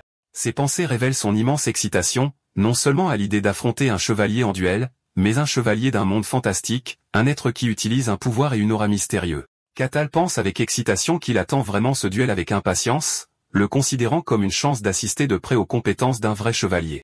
En revanche, Lord Barcan pense que malgré la politesse de Catal, un barbare reste un barbare, et que sa nature bestiale qui aime se battre ne change pas. Les deux combattants se retrouvent dans une grande arène de duel. Le seigneur annonce le début du match, exprimant son espoir qu'aucun sang ne sera versé. Le chevalier dit avec arrogance à Catal de considérer comme un honneur d'assister à son maniement de l'épée. Catal répond qu'il l'espère certainement. Le chevalier est irrité par le calme de Catal et jure de lui montrer la grande différence de compétences. Le chevalier lance son attaque, son épée se multipliant apparemment en 3. Catal est surpris par cette technique et réalise qu'il ne s'agit pas seulement d'une illusion et que les 3 épées sont réelles et se demande s'il s'agit d'un maniement de l'épée. Le chevalier est impressionné par la capacité de Catal à esquiver son attaque de justesse, mais ne voit pas la nécessité d'un suivi. D'un simple coup de doigt de Catal, l'épée se brise, le chevalier est confus se demandant ce que c'était. Avant qu'il ne puisse s'en rendre compte, Catal lui saisit le visage. Il le jette au loin, et le chevalier est vaincu d'un seul coup. Le seigneur est absolument choqué, réalisant qu'un chevalier de premier rang a été vaincu d'un seul coup et s'émerveille de la puissance écrasante de Catal. Catal demande si le match est terminé. Le seigneur choqué confirme que c'est le cas. Le seigneur évalue la situation dans son esprit. Un barbare bat un chevalier de premier rang d'un seul coup. Sa puissance est monstrueuse, au moins à un niveau surnaturel, et la profondeur de sa puissance est encore inconnue. Il en conclut qu'un barbare avec une telle puissance pourrait bouleverser l'équilibre des pouvoirs dans le monde. Il décide qu'il est temps d'informer cette personne, l'une des rares personnes au monde à détenir le titre de maître d'épée. Le seigneur contemple l'arrivée du maître d'épée, se demandant s'il sera intéressé par la question. Soudain, un vieil homme aux cheveux blancs apparaît dans la chambre du seigneur. Le seigneur rit, disant que les goûts du maître d'épée sont toujours aussi étranges, et l'autre répond qu'il faut un peu de divertissement dans la vie. Le maître d'épée qui s'appelle Cain a demandé au seigneur de lui parler de cette affaire intéressante. Lord Barcan accueille le maître d'épée Cain, exprimant son honneur de sa visite avec si peu de préavis. Pendant ce temps, le chevalier qui a affronté Catal se remet dans son lit. Le seigneur lui rend visite et lui demande comment il va. Le chevalier s'excuse et dit qu'il ira bien dans quelques jours. Le maître d'épée Cain apparaît et gronde son élève, lui disant qu'il devrait s'excuser auprès de lui pour avoir perdu face à un barbare inconnu. Cain examine son élève, notant qu'il n'a aucune blessure. Il pense avoir vu l'armure de son élève complètement brisée, et compte tenu de son état, il aurait été normal qu'il meure. Pourtant, son corps est intact. Cain se demande si le barbare a délibérément contrôlé sa puissance. Le seigneur acquiesce, ajoutant que Catal n'est pas seulement un barbare imprudent, mais qu'il peut contrôler sa puissance avec une précision étonnante. Cain en conclut que montrer une telle retenue signifie que la puissance de Catal dépasse de loin le niveau du chevalier et qu'il est au moins à un niveau surnaturel. Kane s'enfonce dans une profonde réflexion. Lord Barkan demande son opinion, comparant la force de Ketal à la sienne. Kane répond avec assurance que malgré la force de Ketal, il est un maître d'épée et que même une puissance surnaturelle ne peut pas l'atteindre. Cependant, Kane note que Ketal n'a pas utilisé d'aura et possède pourtant une puissance aussi immense. Il convient que cela est impossible par des moyens normaux et se demande s'il s'agit de la puissance des barbares du champ de neige blanche. Le seigneur dit qu'il n'y croyait pas au début, mais il semble que ce soit vrai. Kane réfléchit à l'idée d'un humain légendaire venant du champ de neige blanche. Il se demande si Ketal est vraiment humain ou peut-être d'une autre race, mais il rejette l'idée qu'il vienne d'une autre race. Il en déduit que s'il l'était, il n'aurait montré aucune considération pour les humains en épargnant la vie du chevalier et en conclut qu'il doit s'agir d'une erreur de jugement de sa part. Kane est toujours préoccupé par le fait que Ketal soit venu spécifiquement du champ de neige blanche et se demande pourquoi il est apparu de là, de tous les endroits, à ce moment précis. Lorsque le seigneur lui demande si quelque chose ne va pas, Kane rejette cela comme une affaire pour une autre fois, grommelant à propos de l'étrange requête que l'empereur fait toujours. Il rassure le seigneur en lui disant qu'il n'y a pas lieu de s'inquiéter pour l'instant. Kane demande si le barbare est toujours sur le territoire, et le seigneur confirme qu'il l'est. Kane décide qu'il doit confirmer les choses par lui-même. Plus tard, le capitaine de la garde demande à Ketal quels sont ses projets d'avenir. Le capitaine donne à Ketal sa récompense pour le duel et l'informe que le seigneur n'interférera plus avec ses activités sur le territoire. Ketal pense que même si ses plans ne sont pas définis, il serait bon d'avoir une identité officiellement reconnue pour éviter de futurs problèmes. Le capitaine explique qu'il existe des moyens d'y parvenir, soit obtenir un parrain de haut niveau, soit devenir un mercenaire. Il précise que s'il se constitue un dossier de réalisation en tant que mercenaire et obtient la reconnaissance de la guilde, son identité peut être officiellement reconnue. Le capitaine de la garde pense qu'obtenir un parrain est la voie la plus appropriée pour quelqu'un avec cette force de barbare, car les mercenaires de Baran sont traités comme de simples commissionnaires. Mais Ketal est charmé par l'idée d'être un mercenaire qui accepte des requêtes et tue des monstres, considérant cela comme l'essence même du roman fantastique. Il demande où il doit aller pour devenir un mercenaire, et le capitaine lui dit qu'il y a une salle de guilde. Il demanda avec empressement au capitaine de le guider, et le capitaine déconcerté acquiesce. Le récit explique que bien que certains considèrent les mercenaires comme des figures romantiques, ils représentent en réalité le plus bas échelon de la société pour ceux qui n'ont pas de statut officiel. Même les plus forts meurent souvent dans des donjons non découverts ou deviennent des boucs émissaires pour le sale boulot. En arrivant à la guilde des mercenaires, il trouve l'endroit dans le chaos à cause d'une violente bagarre avec deux mercenaires qui se jurent tout en pariant sur le combat. À proximité, une femme a demandé à la réceptionniste, Rosa, des nouvelles recrues. Rosa soupire en disant qu'ils sont tous bizarres et désespérés. Elle énumère mentalement les nouvelles recrues, un fou prétendant être un saint chevalier, un voleur et une nonne à laquelle personne ne fait confiance à cause du dieu qu'elle vénère. Rosa déplore qu'aucune personne respectable ne se soit présentée et souhaite qu'un beau prince sur un cheval blanc la sauve de son travail. À ce moment, Ketal entre dans la guilde, la surprenant. Ketal examine l'endroit et le reconnaît comme la salle de guilde.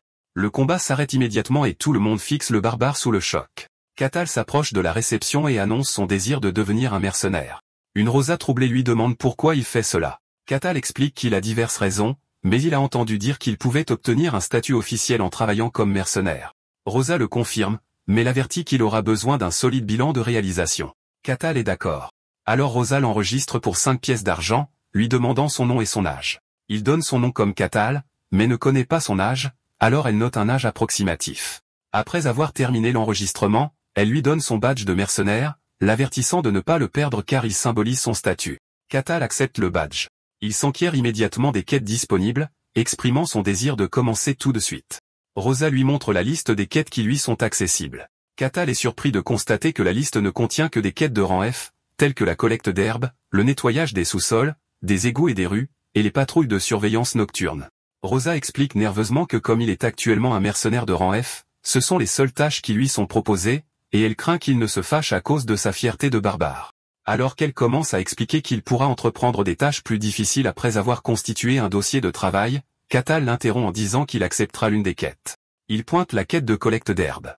Rosa est surprise et lui demande s'il est sûr, et Ketal répond que tant qu'il s'agit d'un travail qui doit être fait, il n'y a pas de problème. Ketal demande où trouver les herbes nécessaires à sa quête. La réceptionniste, Rosa, explique qu'il devra sortir du village et lui montre une photo de la plante requise. Ketal confirme qu'il a compris et dit qu'il sera bientôt de retour, ce à quoi Rosa répond avec hésitation. Rosa est déconcertée par son calme et son acceptation. Dans la forêt, Ketal contemple l'image de l'herbe et se demande si elle est utilisée pour soigner les blessures, notant son aspect étrange. Il décide de commencer sa première mission en tant que mercenaire. Environ 1 heure plus tard, Ketal retourne à la guilde des mercenaires. Il présente un énorme tas d'herbes et demande si cette quantité est suffisante. Rosa est choquée par la grande quantité. Lorsqu'elle examine les herbes, elle est surprise par leur excellent état, notant que la plupart des mercenaires les cueillent négligemment. Catal déclare fièrement que malgré son apparence, il est assez confiant dans son toucher délicat. Rosa le remercie pour son travail acharné et lui donne sa récompense, une seule pièce d'argent. Catal se rend compte que ce montant suffit à peine à acheter le repas le moins cher. Cependant, il se sent profondément ému car c'est le premier argent qu'il a honnêtement gagné grâce au travail. Il dit à Rosa étonné qu'il est très satisfait et demande s'il peut prendre une autre mission immédiatement. Rosa est confuse, croyant qu'il est impossible pour lui d'être heureux avec une récompense aussi maigre. Catal explique qu'il veut travailler le plus possible tant que la journée n'est pas encore terminée. Rosa se demande pourquoi il semble si heureux. Elle en vient à la conclusion que ce nouveau mercenaire est aussi un bizarre. Le temps passe, et Catal choisit la mission de nettoyage d'entrepôt pour la journée. Rosa note que c'est sa troisième mission de nettoyage après la collecte d'herbes et se demande avec confusion si les barbares aiment nettoyer. Hésitante, Rosa approuve sa demande. Catal arrive à l'entrepôt et annonce qu'il est venu nettoyer. Le propriétaire de l'entrepôt panique en voyant un barbare. La tâche de nettoyer l'entrepôt et de déplacer les marchandises était facile pour lui. Sa tâche suivante était le balayage des rues. Bien que contrôler sa force ait été difficile au début, il a accompli la tâche sans problème majeur. Quelqu'un l'observait de loin à travers une lunette. L'observateur se demande pourquoi Catal agit de la sorte, car il sait que Catal est au moins surnaturellement fort, un homme dont le pouvoir pourrait affecter un royaume entier. L'observateur continue de réfléchir, confus. Ce barbare, censé tout résoudre par la force, effectue des tâches subalternes. Ce qui est plus étrange, c'est qu'il ne les fait pas à moitié, mais qu'il les prend au sérieux. Alors que l'observateur est complètement déconcerté, Catal ressent de la satisfaction et de l'accomplissement dans son travail simple. Plus tard, Catal reçoit sa paie. Rosa lui dit que c'est sa récompense pour avoir terminé 15 missions, ce qui représente 15 pièces d'argent. Catal la remercie et lui dit qu'il reviendra le lendemain pour commencer son deuxième jour dans la civilisation. Catal se promène dans la ville, profitant des spectacles de la vie quotidienne. Il aperçoit un bâtiment qui s'avère être une bibliothèque. Quand il entre, la bibliothécaire panique. Il lui demande si cela la dérange qu'il lise des livres, ce qui ne fait qu'accroître sa terreur. Catal commence à lire tranquillement. Le maître d'armes l'observe avec confusion, se demandant si les barbares du champ de neige sont plus civilisés que les autres. Catal découvre dans un livre d'histoire que l'Empire a gagné la guerre. Il relie cette information à la visite de Molina il y a quelques années, qui était en route pour vendre des armes au royaume qui a perdu la guerre. Il lit que l'Empire est maintenant une puissance dominante et que le royaume de Barkan, où il se trouve, est essentiellement un état vassal. Le livre explique ensuite que l'Empire a avalé la moitié du monde humain et poursuit son expansion agressive. Réfléchit à l'idée de domination mondiale. Il décide que c'est assez pour les affaires humaines et se tourne vers ce qu'il voulait vraiment étudier, les races non humaines. Il prend un livre qui rassemble des informations sur les non-humains, réalisant que les fantasmes qui y sont écrits sont des réalités existantes dans ce monde. Catal continue sa lecture, apprenant des choses sur Mantamea, les tunnels des nains et les grottes les plus riches du monde. Il lit des choses sur le village des fées Pizzarabia et la cité céleste des Célestes, l'Agmeria. Ensuite, il lit des choses sur Elfo Sagrado, le sanctuaire sacré de tous les elfes dont personne ne connaît l'emplacement. Catal pense que grâce aux informations qu'il a obtenues de la reine elfe, il a maintenant ce qu'il faut pour entrer dans ce sanctuaire. Il est surpris de lire qu'il existe d'autres endroits similaires au champ de neige blanche. Le livre décrit les royaumes démoniaques, des lieux qui n'autorisent pas la présence humaine et qui sont remplis d'êtres tordus et déformés, et mentionne qu'il existe 5 royaumes particulièrement vastes. Ces 5 royaumes sont la forêt silencieuse, l'abîme, la mer profonde, le puissant fond et le champ de neige blanche. Le livre indique que des êtres terrifiants appelés les autres habitent ces royaumes, mais ne peuvent pas passer dans le monde humain. Catal s'émerveille de l'immensité de ce monde, car le champ de neige seul était immense. Il décide que c'est tout ce qu'il peut apprendre ici et se prépare à partir. Il remercie la bibliothécaire terrifiée qui balbutie une réponse. Plus tard, Catal retourne à la guilde des mercenaires et demande à Rosa quelles sont les missions d'aujourd'hui. Rosa lui tend la liste des quêtes. Pendant ce temps, le maître d'armes Quin, qui observe Catal pour la deuxième journée, conclut qu'il est vraiment étrange et décide qu'il doit le rencontrer personnellement. Plus tard dans la soirée, Catal marche joyeusement, ayant terminé 12 autres missions. Il pense que les petites tâches s'accumulaient, à ce rythme, le jour où il sera reconnu comme un vrai mercenaire arrivera bientôt. Soudain, il sent quelqu'un le suivre et s'arrête. Il se tourne pour faire face à une silhouette à capuche, Quin. Quin est choqué que Catal l'ait remarqué. Catal demande à la personne qui le suit toute la journée quel est son but. Quin se demande comment Catal a pu le remarquer. Il est stupéfait car il avait dissimulé sa présence avec une aura, ce que même ceux qui ont les sens les plus aiguisés ne sont pas censés remarquer. Quand Catal voit le silence de la silhouette à capuche, il suppose que c'est un voleur et se prépare à se battre, ce qui confond Quin. Catal pense que même dans les endroits sûrs, il y a des voleurs. Quin panique, pensant que Catal ne le croira pas s'il lui dit qu'il est un maître d'armes. En revanche, Catal voit ce voleur comme une opportunité d'obtenir une bonne réussite pour son dossier de mercenaire. Kain est déconcerté par le malentendu. Il se rend alors compte que cette situation pourrait être une bonne opportunité. Puisque Catal le prend pour un voleur, il peut utiliser la confrontation directe pour en apprendre davantage sur sa vraie force et son identité. La confrontation entre Catal et Kain commence.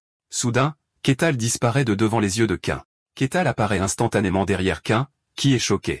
Kain se rend compte que s'il était resté immobile, Catal l'aurait attrapé par le cou. Kain utilise une explosion d'énergie pour s'éloigner rapidement, et Catal commande sa vitesse.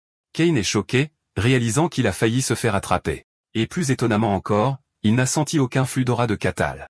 Catal trouve intéressant que Kain ait pu se déplacer si rapidement avec un corps purement humain. Kain décide que ce n'est plus un test et qu'il va utiliser toute sa puissance.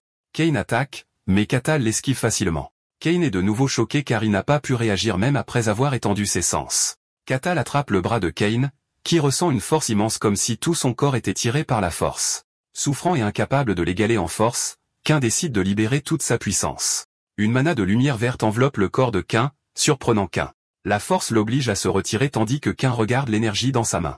Kain croit toujours que Kain est un voleur et commente que les voleurs ont de nos jours diverses techniques. Kain lui dit d'arrêter ses bêtises. Kain se dit que Catal confond la mana manifestée, un niveau que seuls les meilleurs peuvent atteindre, avec une technique de voleur. Il en conclut que Kain le croit sincèrement. Kain s'explique que la mana manifestée peut déchirer l'acier massif et qu'un corps humain devrait être déchiré au contact, mais Kain n'a pas une seule égratignure. Kain s'émerveille de la capacité de Kain à le supporter avec son corps nu, tandis que Catal commente que Kain utilise quelque chose d'intéressant.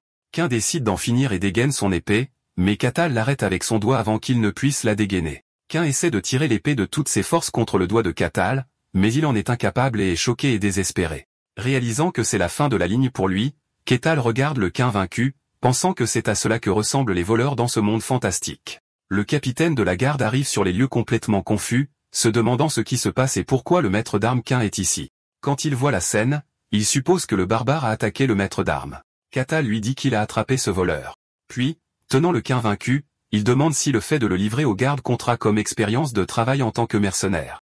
Le capitaine de la garde regarde la scène sous le choc, ne croyant pas que le maître d'armes Kain, quelqu'un qui a atteint le rang de transcendant, ait été capturé d'une manière aussi humiliante par le barbare. Le capitaine essaie d'expliquer que Kain n'est pas un voleur, tandis que Kain suppose qu'ils sont des connaissances. Le garde rend hommage au maître d'armes Kain, le seul maître d'armes du royaume de Géantra. Kain demande avec confusion si ce voleur détient un si grand titre. Il insiste sur le fait que Kain est un voleur qu'il a attaqué pour ses pièces d'argent. Le capitaine affirme que cette personne est le maître d'armes et qu'il ne pourrait pas se tromper de visage, ce à quoi Catal répond en demandant si c'est un magicien utilisant un sort de déguisement. Le capitaine répond qu'un magicien de haut niveau qui pourrait faire une telle chose serait tout autant respecté qu'un maître d'armes, ce qui incite Catal à se demander si maître d'armes n'est pas juste un autre nom pour les voleurs. Le capitaine affirme une fois de plus que Kain est vraiment le maître d'armes. Le capitaine décide qu'il doit signaler cette affaire au seigneur. Le seigneur est choqué, se demandant si maître Kain a perdu. Plus tard, Catal se sent désolé, pensant qu'il aurait dû écouter toute l'histoire. Kain admet également sa faute, disant que le blâme lui revient pour n'avoir rien dit, et les deux sont assis dans une atmosphère de regret mutuel. Le seigneur pense en lui-même, ne croyant pas que Kain a été vaincu par le barbare. Il en conclut que ce barbare est plus fort que le maître d'armes.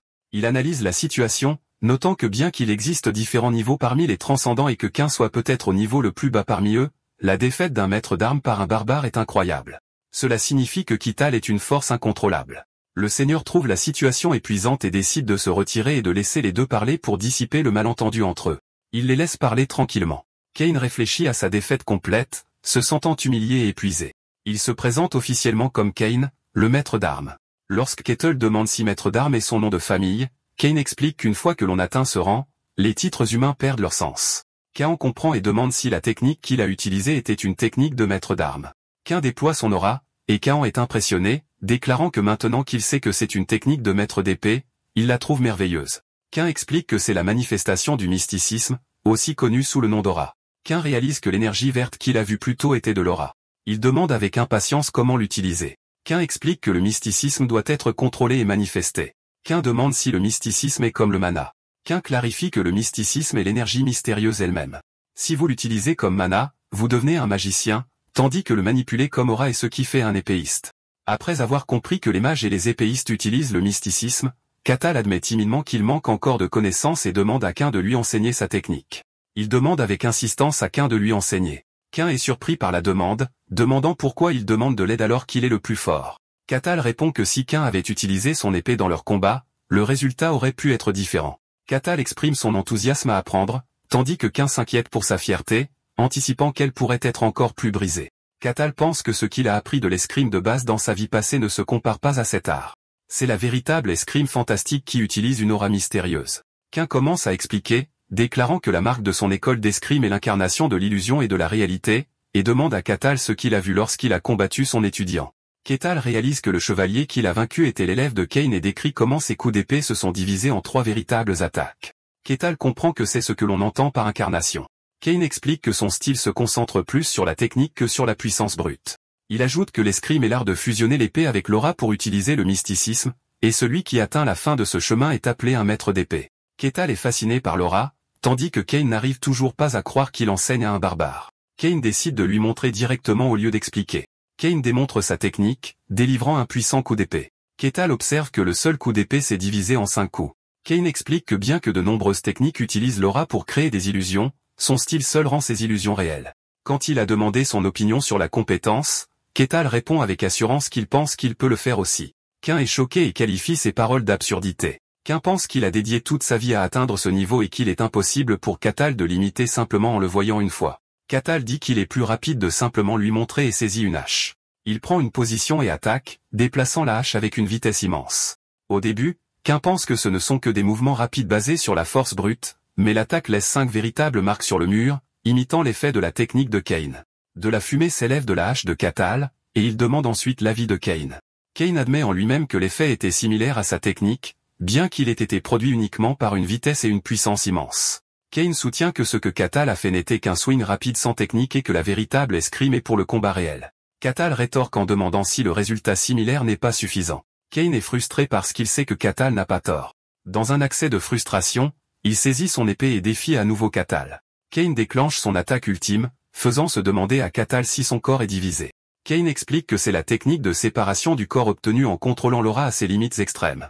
Il défie Cathal d'imiter cette technique. Cathal répond avec sa propre attaque en utilisant sa hache dans un tourbillon de force physique pure, qui submerge complètement la technique de Kain.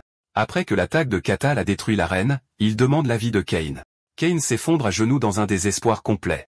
Il est dévasté, pleurant que son escrime et tout ce qu'il a construit toute sa vie sont devenus insignifiants, et il trouve cette situation incroyable. Cathal note que Kain est plus fragile mentalement qu'il ne le pensait. Cathal s'approche de Kain vaincu et loue son escrime, minimisant sa propre capacité en disant qu'il ne faisait que balancer sa hache très vite et que ce n'est pas de la vraie escrime. Kain réalise que Cathal a raison, admettant que la technique de Cathal était réelle et pas seulement une image trompeuse et que lui-même ne pourrait jamais atteindre ce niveau de mysticisme. Kain commence à se ressaisir, se convainquant que son escrime est toujours très précieuse car il est le seul à pouvoir incarner l'illusion et la réalité. Il déclare avec enthousiasme que son escrime est impeccable et que le barbare est simplement fou. Il crie que pour quelqu'un de bouger assez vite pour créer une véritable illusion sans aura dépasse les limites humaines. Voyant cette explosion émotionnelle, Cathal demande si Kain peut lui enseigner le vrai sens de la technique. Kain s'excuse pour son explosion, et Cathal répond qu'il comprend. Kain commence sa leçon, expliquant que pour utiliser une véritable technique, il faut d'abord apprendre à contrôler l'aura, mais pour cela, il faut d'abord comprendre le mysticisme. Il explique qu'aucun mage, épéiste ou sorcier ne peut atteindre un niveau élevé sans comprendre le mysticisme et que les croyants en Dieu sont les seuls à pouvoir contourner cela. Cathal demande si le pouvoir divin est quelque chose de séparé. Kain confirme cela, expliquant que les miracles sont accordés directement par les dieux et ne sont pas liés aux capacités personnelles. Cathal dit qu'il comprend. Kain définit le mysticisme comme le pouvoir mystérieux en soi, et la façon dont il est utilisé est ce qui détermine tout. Il explique que pour utiliser l'aura, acquérir du mana ou contrôler les esprits, il faut d'abord comprendre ce mysticisme. Il mentionne qu'il existe 5 étapes du mysticisme, dont la plus simple est de dévoiler le mystère, un état de connaissance, de perception et de sensation de celui-ci. Lorsque Kettle demande si quelqu'un peut le ressentir, Kain répond non, expliquant que si l'on n'est pas doué, on ne peut même pas le sentir. Il ajoute que ceux qui peuvent le sentir sont appelés 3e rang. Il explique qu'il existe 5 niveaux accordés en fonction de la capacité à gérer le mysticisme. Il énumère les 5 classifications générales, 3e rang, 2e rang, 1er rang, transcendant et héros. Cathal se souvient soudainement de sa conversation avec Molina, réalisant que c'est de cela qu'elle parlait. Kain explique que le système de classement n'est qu'une commodité et que l'écart entre chaque niveau est énorme. Cathal confirme sa compréhension, et Kain annonce le début de la leçon. Cain déclare que la première étape est de dévoiler le mystère. Il ordonne à Kétal d'étendre ses sens à leur limite extrême pour ressentir le mystère, expliquant que cela signifie éveiller des sens qu'il n'a jamais ressentis auparavant. Il lui demande de sentir la brise, le contact de la terre et les vents changeants pour distinguer les mouvements uniques en eux. Kétal contemple, essayant de suivre les instructions, mais il ouvre les yeux et dit qu'il ne ressent rien. Cain est surpris, admettant qu'il pensait que quelqu'un d'aussi fort que Kétal le sentirait facilement. Il explique que les personnes physiquement fortes ont souvent une meilleure chance de sentir le mystère, mais il suppose que Kétal pourrait être une exception. Il se demande si cela a à voir avec la particularité du champ de neige blanche. Kétal répond qu'il ne sait pas et que personne qu'il connaissait dans le champ de neige n'avait jamais ressenti le mystère auparavant. Cain décide d'essayer une autre méthode, transférant du pouvoir directement à Kétal pour le guider. Kétal demande s'il va lui transférer de l'aura. Cain confirme que c'est similaire et l'exhorte à se préparer. Cain place sa main sur Kétal et lui ordonne de détendre son corps et de concentrer ses sens vers l'intérieur pour ressentir le pouvoir qui coule. Mais Cain est choqué, se demandant quel genre de corps c'est et s'il est vraiment humain. Il pense que le corps de Kétal ressemble à de la roche solide en raison de la densité de ses muscles. Lorsque Kétal remarque son hésitation, Cain s'excuse et dit qu'il va commencer. Cain commence à transférer de l'aura, croyant que ce qui est important est d'éveiller le mystère latent. Mais il est à nouveau choqué, réalisant qu'il ne peut pas trouver le chemin mystérieux à l'intérieur du corps de Kétal. Il se corrige, disant qu'il ne peut pas l'atteindre. Il décrit l'expérience comme plonger dans une mer sans fond où son aura ne touche à rien ou comme appuyé à travers un espace d'une densité écrasante. Cain déclare que c'est inutile. Kétal demande avec inquiétude si cela signifie qu'il manque de talent. Cain clarifie que ce n'est pas ça. En fin de compte, il faut trouver le chemin soi-même. Kétal dit qu'il le sait, mais Cain lâche la bombe qu'il n'a pas pu trouver ce chemin à l'intérieur du corps de Kétal. Kétal demande, choqué, si cela signifie qu'il ne peut pas du tout sentir le mystère, mais Cain le nie, expliquant qu'il n'a même pas pu confirmer si le chemin existait ou non. Il explique que le corps de Kétal est étrange et qu'il est si profond et lourd que l'aura ne pouvait pas atteindre correctement son intérieur. Cain pense que c'est la première fois qu'il voit quelque chose comme ça, où la pure force physique de Kétal empêche l'aura. Kétal est frustré, se demandant si même un maître d'épée ne peut pas l'aider. Cain admet qu'il est difficile de le dire avec certitude car il n'a rien pu confirmer. Il conclut qu'il ne pouvait même pas dire si le chemin du mystère existait à l'intérieur de Kétal et suggère qu'il rende visite à d'autres maîtres d'épée plus compétents dans la manipulation de l'aura ou qu'il visite la tour de la magie pour obtenir des réponses. Cain s'excuse auprès de Kétal. Kétal dit que ça va et que c'est suffisant pour l'instant, admettant qu'il y a encore une possibilité pour lui d'apprendre. Il le remercie, disant qu'il a beaucoup appris de cette rencontre. Cain pense que tous les barbares qu'il a rencontrés jusqu'à présent étaient sauvages, pillaient sans arrêt et ne désiraient que de la boisson et de la violence, mais ce barbare est différent. Cain a demandé à Kétal s'il avait déjà envisagé de s'installer dans ce royaume. Lorsque Kétal s'enquiert de la signification, Cain explique qu'il veut dire déclarer sa loyauté au royaume et recevoir un titre. Il ajoute qu'avec la force de Kétal, il recevrait un rang élevé et que Cain lui-même serait son parrain. Cain refuse immédiatement, déclarant qu'il ne veut être lié par rien. Cain avait espéré au fond de son cœur que s'il pouvait amener ce barbare au palais royal, peut-être pourrait-il se libérer de la domination de l'Empire. Cain essaie de le persuader à nouveau, se demandant si obtenir un titre de noble n'est pas assez attrayant. Kétal répond qu'il profitera de ses propres plaisirs. Cain comprend sa décision et l'accepte. Kétal le remercie à nouveau et promet qu'il n'oubliera pas cette faveur. Alors que Cain s'éloigne, il repense à l'idée ridicule qu'il avait eue. Il a pensé pendant un moment qu'il pourrait contrôler Kétal, mais il se rend compte que personne ne le peut. Ce barbare agit uniquement selon sa propre volonté et ses pensées. Il en conclut que Kétal pourrait être plus gênant que les autres barbares parce qu'il est imprévisible. Plus tard, Cain et Lord Barkan discutent de la question. Cain soupire en se demandant ce que l'empereur a en tête avec son désir de conquérir les royaumes démoniaques. Le seigneur réalise que l'empereur désire cette conquête. Il demande si l'empereur est sérieux, notant que des éclaireurs meurent en vain sous couvert de reconnaissance. Cain confirme son sérieux, spéculant que l'empereur pourrait croire qu'il est la réincarnation de l'ancien empereur. Le seigneur dit que c'est une question pour l'avenir car ils n'ont pas encore conquis toutes les terres humaines. Le seigneur conclut que l'invasion aura lieu un jour. Cain le confirme, ajoutant qu'une convocation pourrait arriver à tout moment car leur région est également une terre impériale. Cain déplore que le monde soit déjà assez étrange, et maintenant l'empereur est à moitié fou aussi. Le seigneur se demande si certaines rumeurs sont vraies. Cain confirme que les rumeurs sont vraies, déclarant que les démons ont commencé à bouger. Il explique que bien que cela ne soit pas confirmé, des donjons apparaissent à un rythme anormal, et il y a des rumeurs selon lesquelles l'anomalie du monde démoniaque a commencé à fuir à l'extérieur. Il en conclut que quelque chose se passe, et ce n'est certainement pas en faveur de l'humanité. Cain commente que peut-être la chose la plus étrange est déjà arrivée, faisant référence à Kétal, et le Seigneur est d'accord avec lui. Lorsque Cain lui demande son avis, le Seigneur répond qu'il ne sait pas. Lord Barkan conclut son évaluation finale de Cain, expliquant au maître d'épée Cain qu'au moins il n'est pas hostile envers eux. Mais au-delà de cela, il ne peut rien dire avec certitude. Le lendemain, alors que Ketal se promène dans la ville, il remarque que les gens semblent effrayés et paniqués en le voyant. Il se demande si les gens réagissent avec peur à cause de ses vêtements. Ketal comprend complètement mal la situation, pensant que le problème vient de ses vêtements en peau d'animal, qui ne sont pas considérés comme civilisés. Il décide avec enthousiasme qu'il achètera des vêtements civilisés. Il entre dans un magasin de vêtements, et le propriétaire du magasin est terrifié en le voyant. Lorsque Ketal demande à acheter des vêtements, le propriétaire du magasin s'excuse, disant qu'il n'a rien à sa taille, mais suggère qu'il pourrait lui faire une tenue sur mesure s'il lui donne un peu de temps. Ketal est heureux d'entendre cette possibilité et accepte la commande personnalisée. Le propriétaire du magasin lui dit qu'il l'appellera quand ce sera fini. Le propriétaire du magasin imagine avec crainte la réaction de colère de Ketal s'il n'aime pas la tenue, se demandant s'il survivra à cette rencontre. Alors que Ketal est en route vers la guilde, il aperçoit une petite gemme bleue brillante sur le sol. Il la ramasse et l'examine, notant son éclat inhabituel. Il décide de se renseigner à ce sujet à la guilde. Là, il demande à Rosa si elle sait ce qu'est cette gemme. Il explique qu'il l'a trouvée en venant ici. Il note qu'elle ne ressemble pas à une perle ordinaire, et Rosa accepte de jeter un coup d'œil. Elle l'examine et note qu'elle ne ressemble pas à une gemme et qu'elle est polie ou faite à la main. Elle note qu'elle n'a pas de nom mais semble très précieuse. Tout en l'examinant, une lumière clignote, et elle entre dans un état de transe. Ketal claque des doigts pour attirer son attention et lui demande si elle va bien. Rosa se réveille confuse, et Ketal lui dit qu'il semblait que son esprit était attiré par la gemme, puis l'oublie. Rosa sent que la gemme dégage une énergie étrange et qu'elle est difficile à identifier et suggère de la faire évaluer. Ketal décline poliment l'offre, disant qu'il préfère le découvrir par lui-même car cela fait partie du plaisir. Il change de sujet et demande quelles sont les quêtes d'aujourd'hui. Rosa lui tend la liste des quêtes remplies de tâches simples.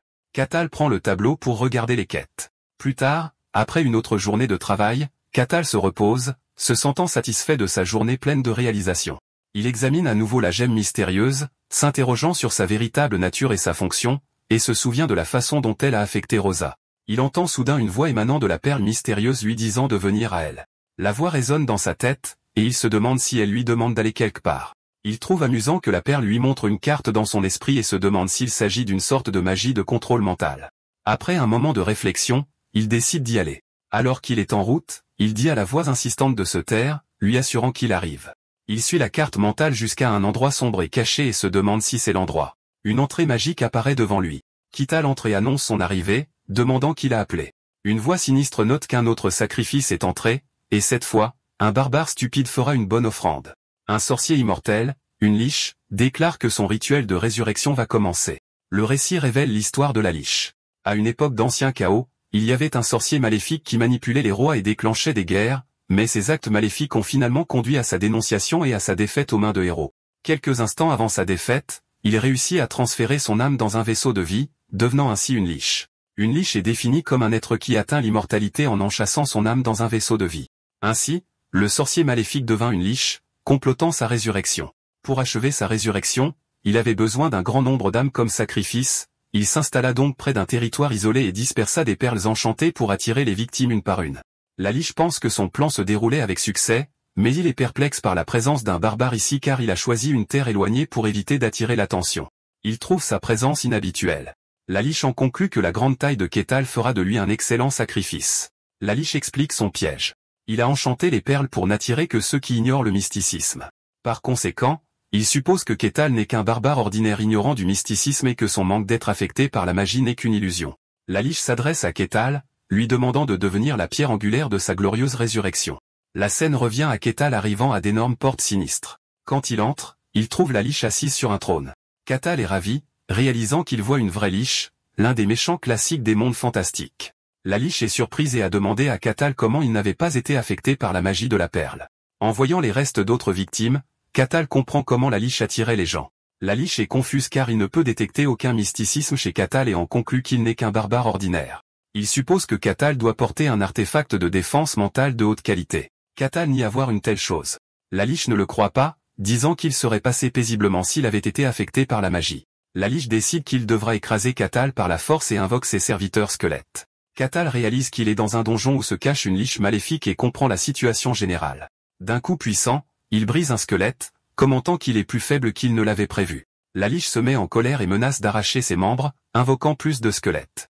La liche leur ordonne de l'éliminer, mais Ketal se jette sur eux en un clin d'œil et les détruit facilement tous. La liche est choquée. Ketal se confirme que les conseils de Kassan étaient corrects. Un squelette meurt si sa tête est détruite.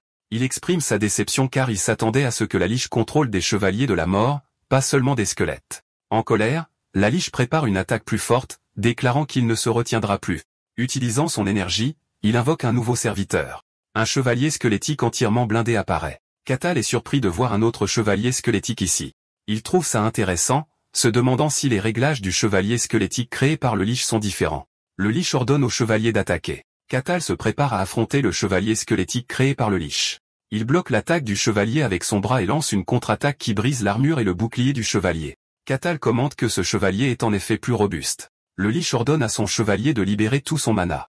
Le chevalier est entouré d'une puissante aura d'énergie et libère toute sa puissance. Cathal reçoit l'attaque. Il pense que le chevalier squelettique créé par le Liche est un peu inhabituel.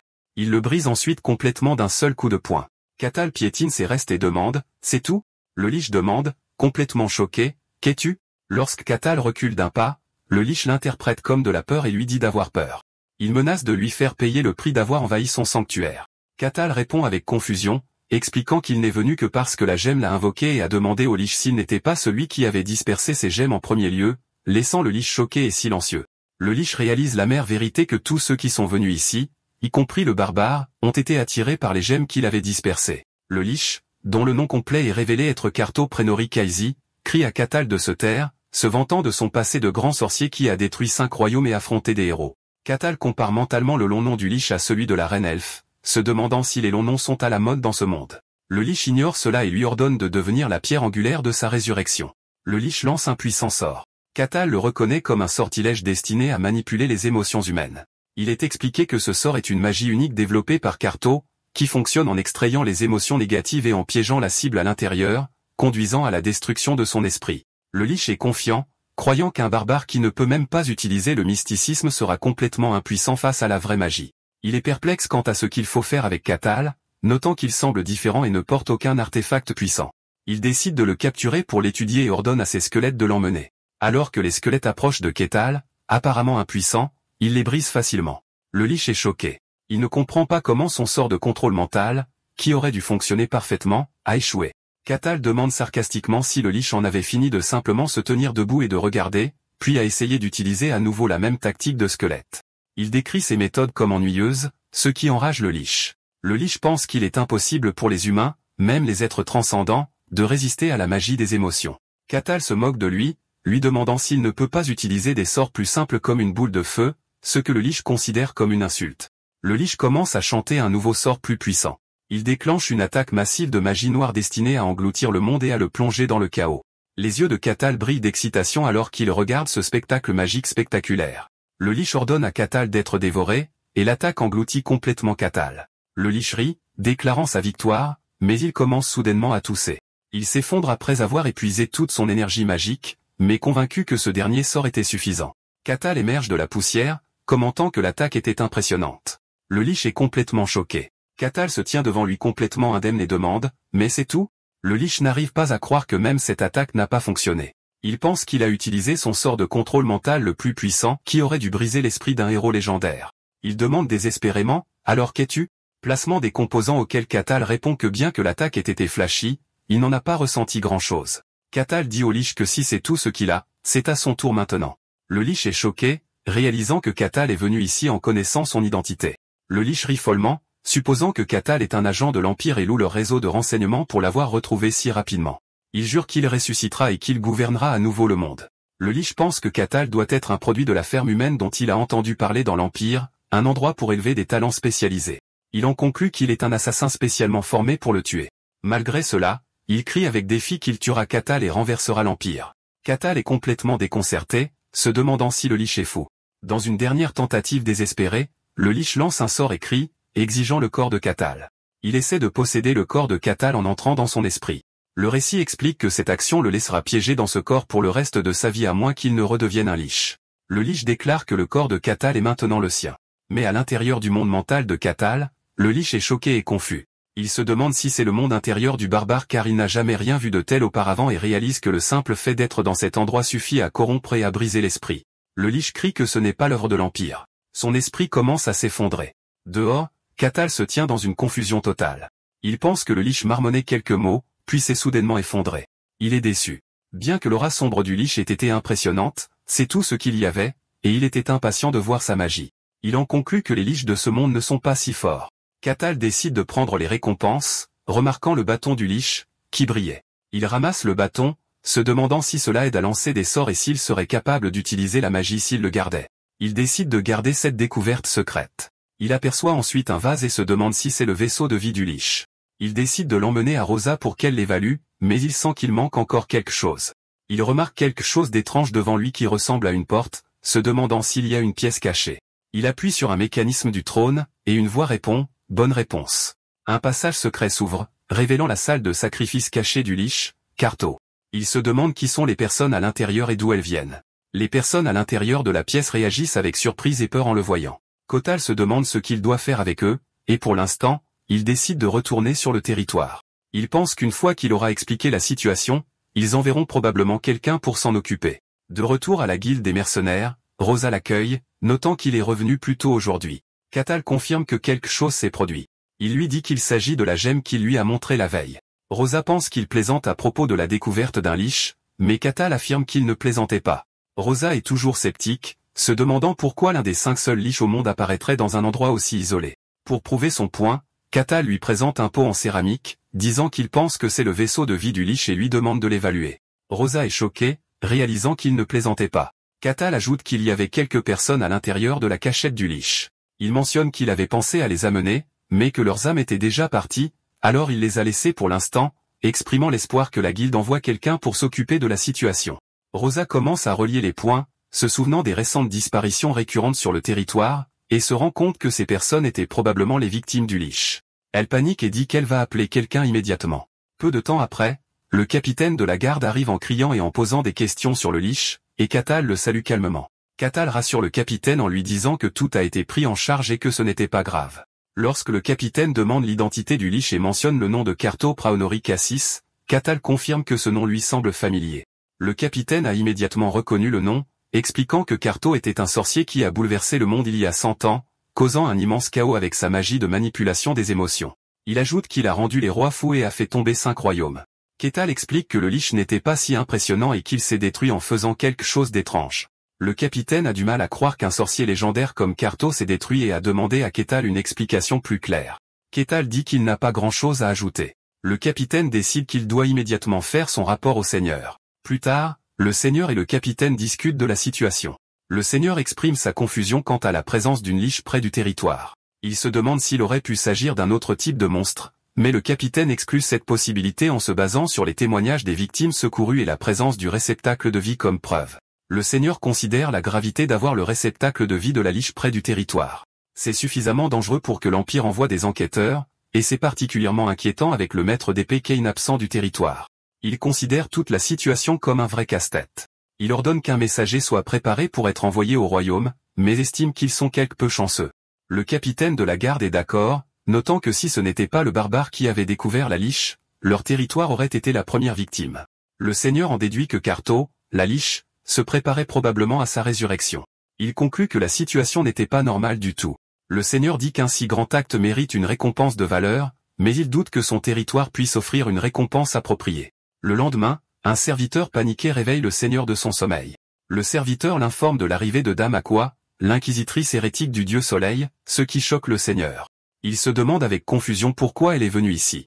L'inquisitrice hérétique apparaît dans toute sa majesté. Le seigneur l'accueille nerveusement et se présente. Elle le remercie de son hospitalité. Elle se présente comme Aqua, l'inquisitrice hérétique du dieu Soleil, et il est mentionné qu'elle est la plus jeune à avoir jamais détenu ce titre. Il est raconté qu'elle a exécuté cette sorcière et a arrêté à elle seule un rituel à grande échelle. Elle est actuellement l'inquisitrice hérétique la plus puissante du continent, exerçant une autorité qui surpasse celle des seigneurs. Même l'Empire se soumet aux ordres du dieu Soleil en sa présence. Le seigneur se demande encore une fois la raison de sa présence. Aqua remarque que le territoire a été bruyant récemment. Le seigneur explique qu'un problème mineur s'est produit dans un donjon et a été résolu, concluant que sa visite n'est pas à cause de la liche. Quand il lui demande la raison de sa visite, elle dit qu'elle est venue parler de la prophétie, mais elle ajoute qu'avant de lui dire les détails de la prophétie, elle aimerait d'abord confirmer ce qui s'est passé dans le territoire. Le seigneur lui demande avec inquiétude si elle parle du barbare et de la liche. Elle le confirme et ajoute que la liche était probablement Carto Praenori Casus. Le seigneur est choqué qu'elle le sache, et Aqua lui dit que la confirmation est ici. Il lui présente le réceptacle de vie de la liche, Carto. Aqua est visiblement choquée en voyant le réceptacle de vie. Elle demande si ce barbare est toujours dans le territoire. Le seigneur confirme qu'il y réside toujours. Aqua se demande s'il est possible que le barbare ait vaincu Carto. Le seigneur répond que c'est possible. Il lâche ensuite la dernière information choquante, à savoir que le seigneur Kane lui-même a été vaincu par lui, laissant Aqua dans un état de choc complet. Aqua en déduit qu'une nouvelle figure puissante est apparue et s'enquiert de la tribu de ce barbare. Le seigneur Barkin lui dit qu'il prétend venir du champ de neige blanche, et Aqua est choquée, se demandant comment quelque chose venant d'un royaume démoniaque pourrait apparaître dans le monde extérieur. Elle pense que ce barbare pourrait être la raison pour laquelle elle est venue ici. Elle demande à rencontrer le barbare personnellement. Pendant ce temps, Kato contemple le bâton de la liche, qu'il croit être un outil pour soutenir la magie, et décide qu'il interrogera des mages à ce sujet plus tard. Puis il réalise qu'il est temps pour quelque chose. Le capitaine de la garde arrive et l'informe que l'inquisitrice hérétique du dieu Soleil a demandé à le rencontrer à l'église. Le capitaine lui demande de faire preuve du respect approprié, et Catal le rassure. Catal rencontre le capitaine devant l'église, qui semble nerveux, puis Catal annonce qu'ils vont partir. Catal réfléchit à l'existence des dieux dans ce monde et à la façon dont ils confèrent parfois leur pouvoir directement ou descendent d'eux-mêmes. Il pense que l'église est un lieu de rassemblement pour ceux qui servent les dieux. Catal est impressionné par la beauté de l'église du dieu Soleil. Le capitaine lui dit que quelqu'un le guidera à l'intérieur et le remercie.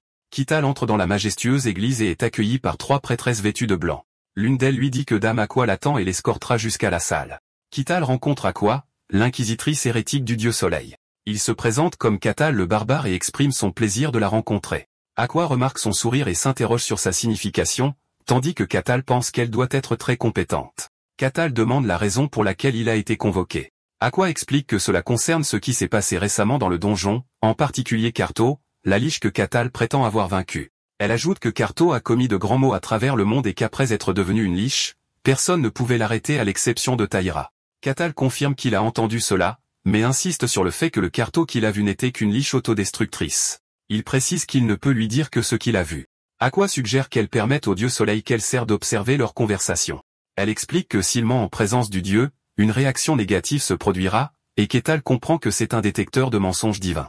Aqua suppose que Catal, en tant que barbare, refusera cette proposition, mais Catal se demande pourquoi il refuserait, considérant cela comme une rare opportunité de faire l'expérience directe du pouvoir d'un dieu, et il accepte avec impatience de commencer immédiatement.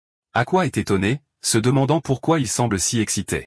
Aqua demande si cette proposition dérange Catal. Catal s'enquiert de sa signification, et elle précise qu'elle fait référence au fait que le dieu le surveillera. Catal se demande pourquoi cela serait gênant, déclarant qu'il n'a rien à cacher parce qu'il n'a pas dit un seul mensonge. Aqua accepte de procéder et commence à prier. Elle invoque son dieu qui observe d'en haut et observe le soleil dans toute sa gloire pour révéler tout mensonge persistant.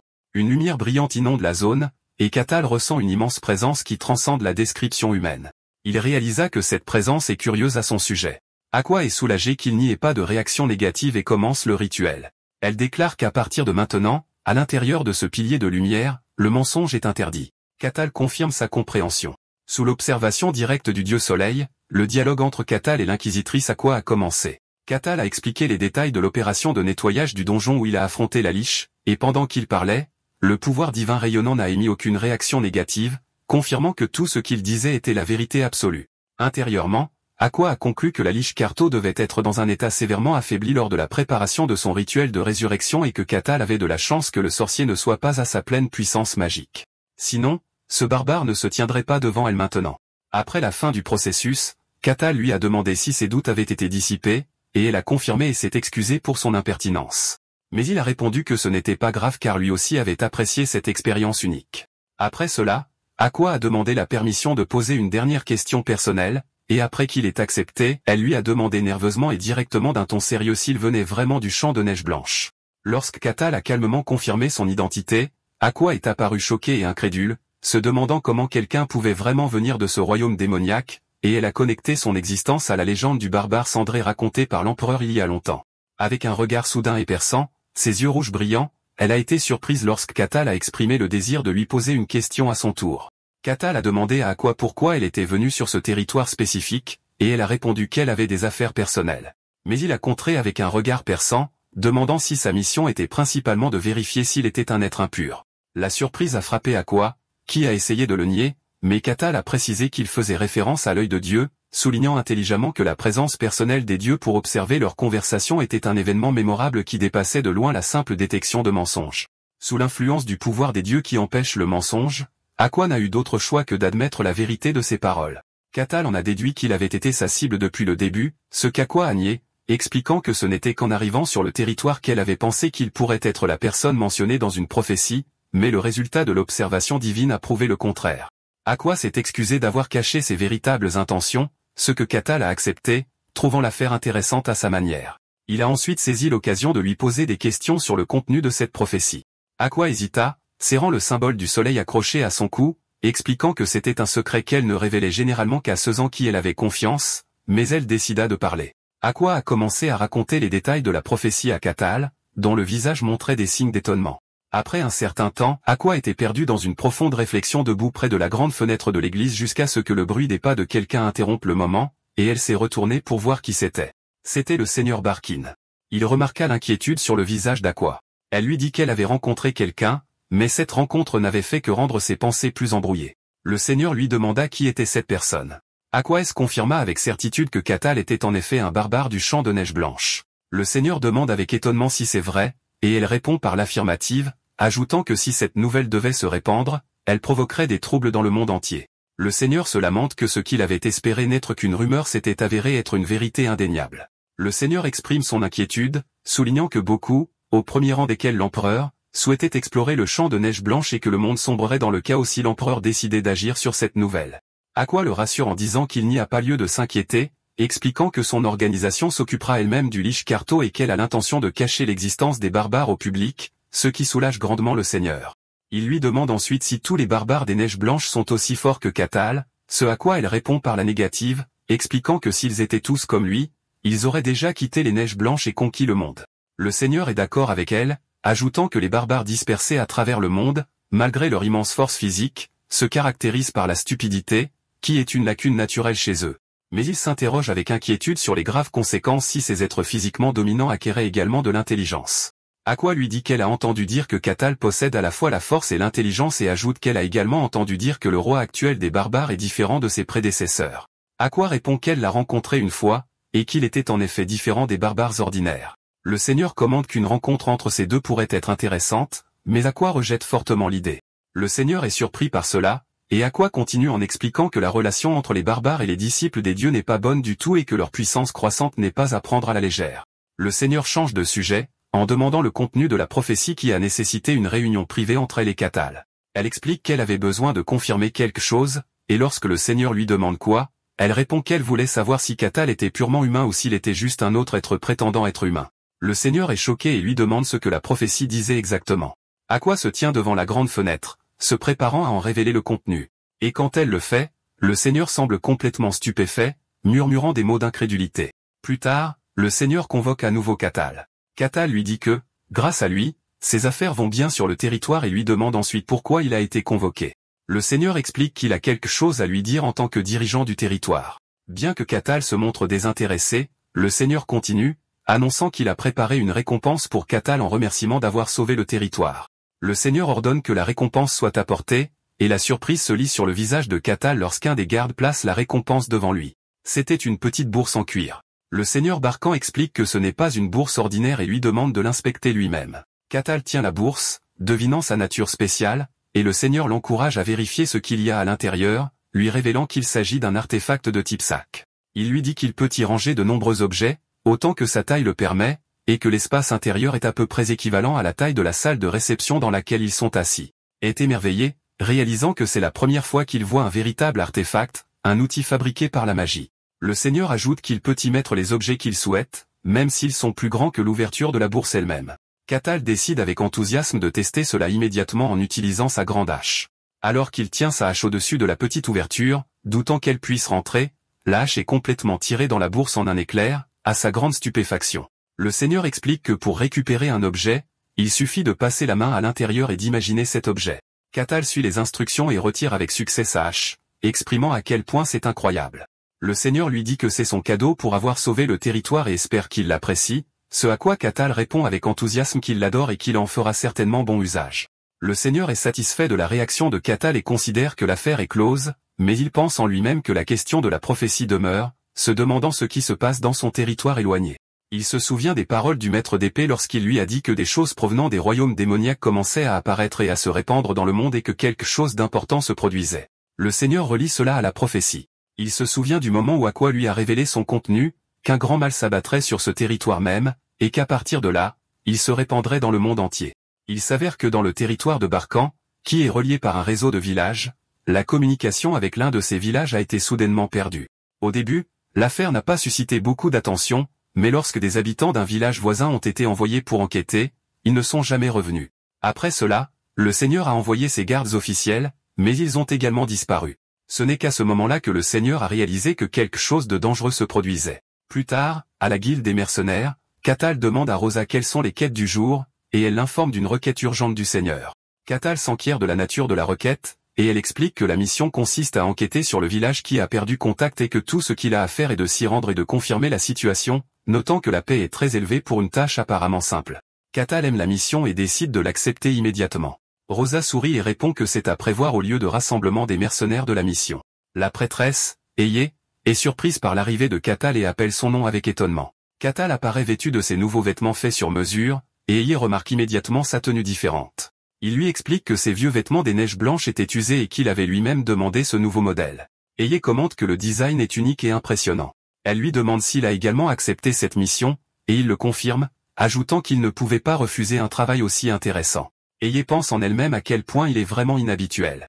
Il lui demande ensuite pourquoi elle est seule et si ses deux autres compagnons, Alexandro et Cassan, ne participent pas à la mission. Eye suppose qu'ils ont probablement refusé la mission après avoir vu les détails. Catal jette un coup d'œil à la petite foule autour de lui, remarquant que le nombre de participants est plus petit qu'il ne l'avait prévu. Il avait pensé qu'une mission simple avec une paix élevée attirerait beaucoup de monde, mais leur nombre total n'atteignait même pas 10. Eye lui explique que la mission est en fait un peu dangereuse. Bien que Catal voit que la requête elle-même semble simple, Eye explique que la paix est beaucoup plus élevée qu'elle ne devrait l'être. Elle lui révèle qu'il y a des rumeurs selon lesquelles les gardes envoyés au village ne sont jamais revenus, ce qui signifie que la mission n'est pas aussi simple qu'elle y paraît. Néanmoins, Catal insiste sur le fait que la participation est encore trop faible. Yaz lui dit hésitamment qu'il existe une autre rumeur qui explique cela. Elle lui révèle que c'est lié à Dame Aqua. Catal est surpris d'entendre ce nom, et Eye révèle que l'inquisitrice hérétique du dieu Soleil, Dame Aqua, participera à cette mission, ajoutant que très peu de mercenaires osent travailler à ses côtés. Il exprime son inquiétude personnelle, se demandant si Aqua prévoit de lui trancher la tête. Catal la rassure en disant que cela n'arrivera pas, décrivant Aqua comme une femme polie et gentille. Diaz est choqué d'apprendre que Catal connaît Dame Aqua, et il confirme qu'il la connaît, la décrivant même comme son amie. Il reste bouche bée, incapable de comprendre l'idée qu'une inquisitrice hérétique et un barbare soient amis.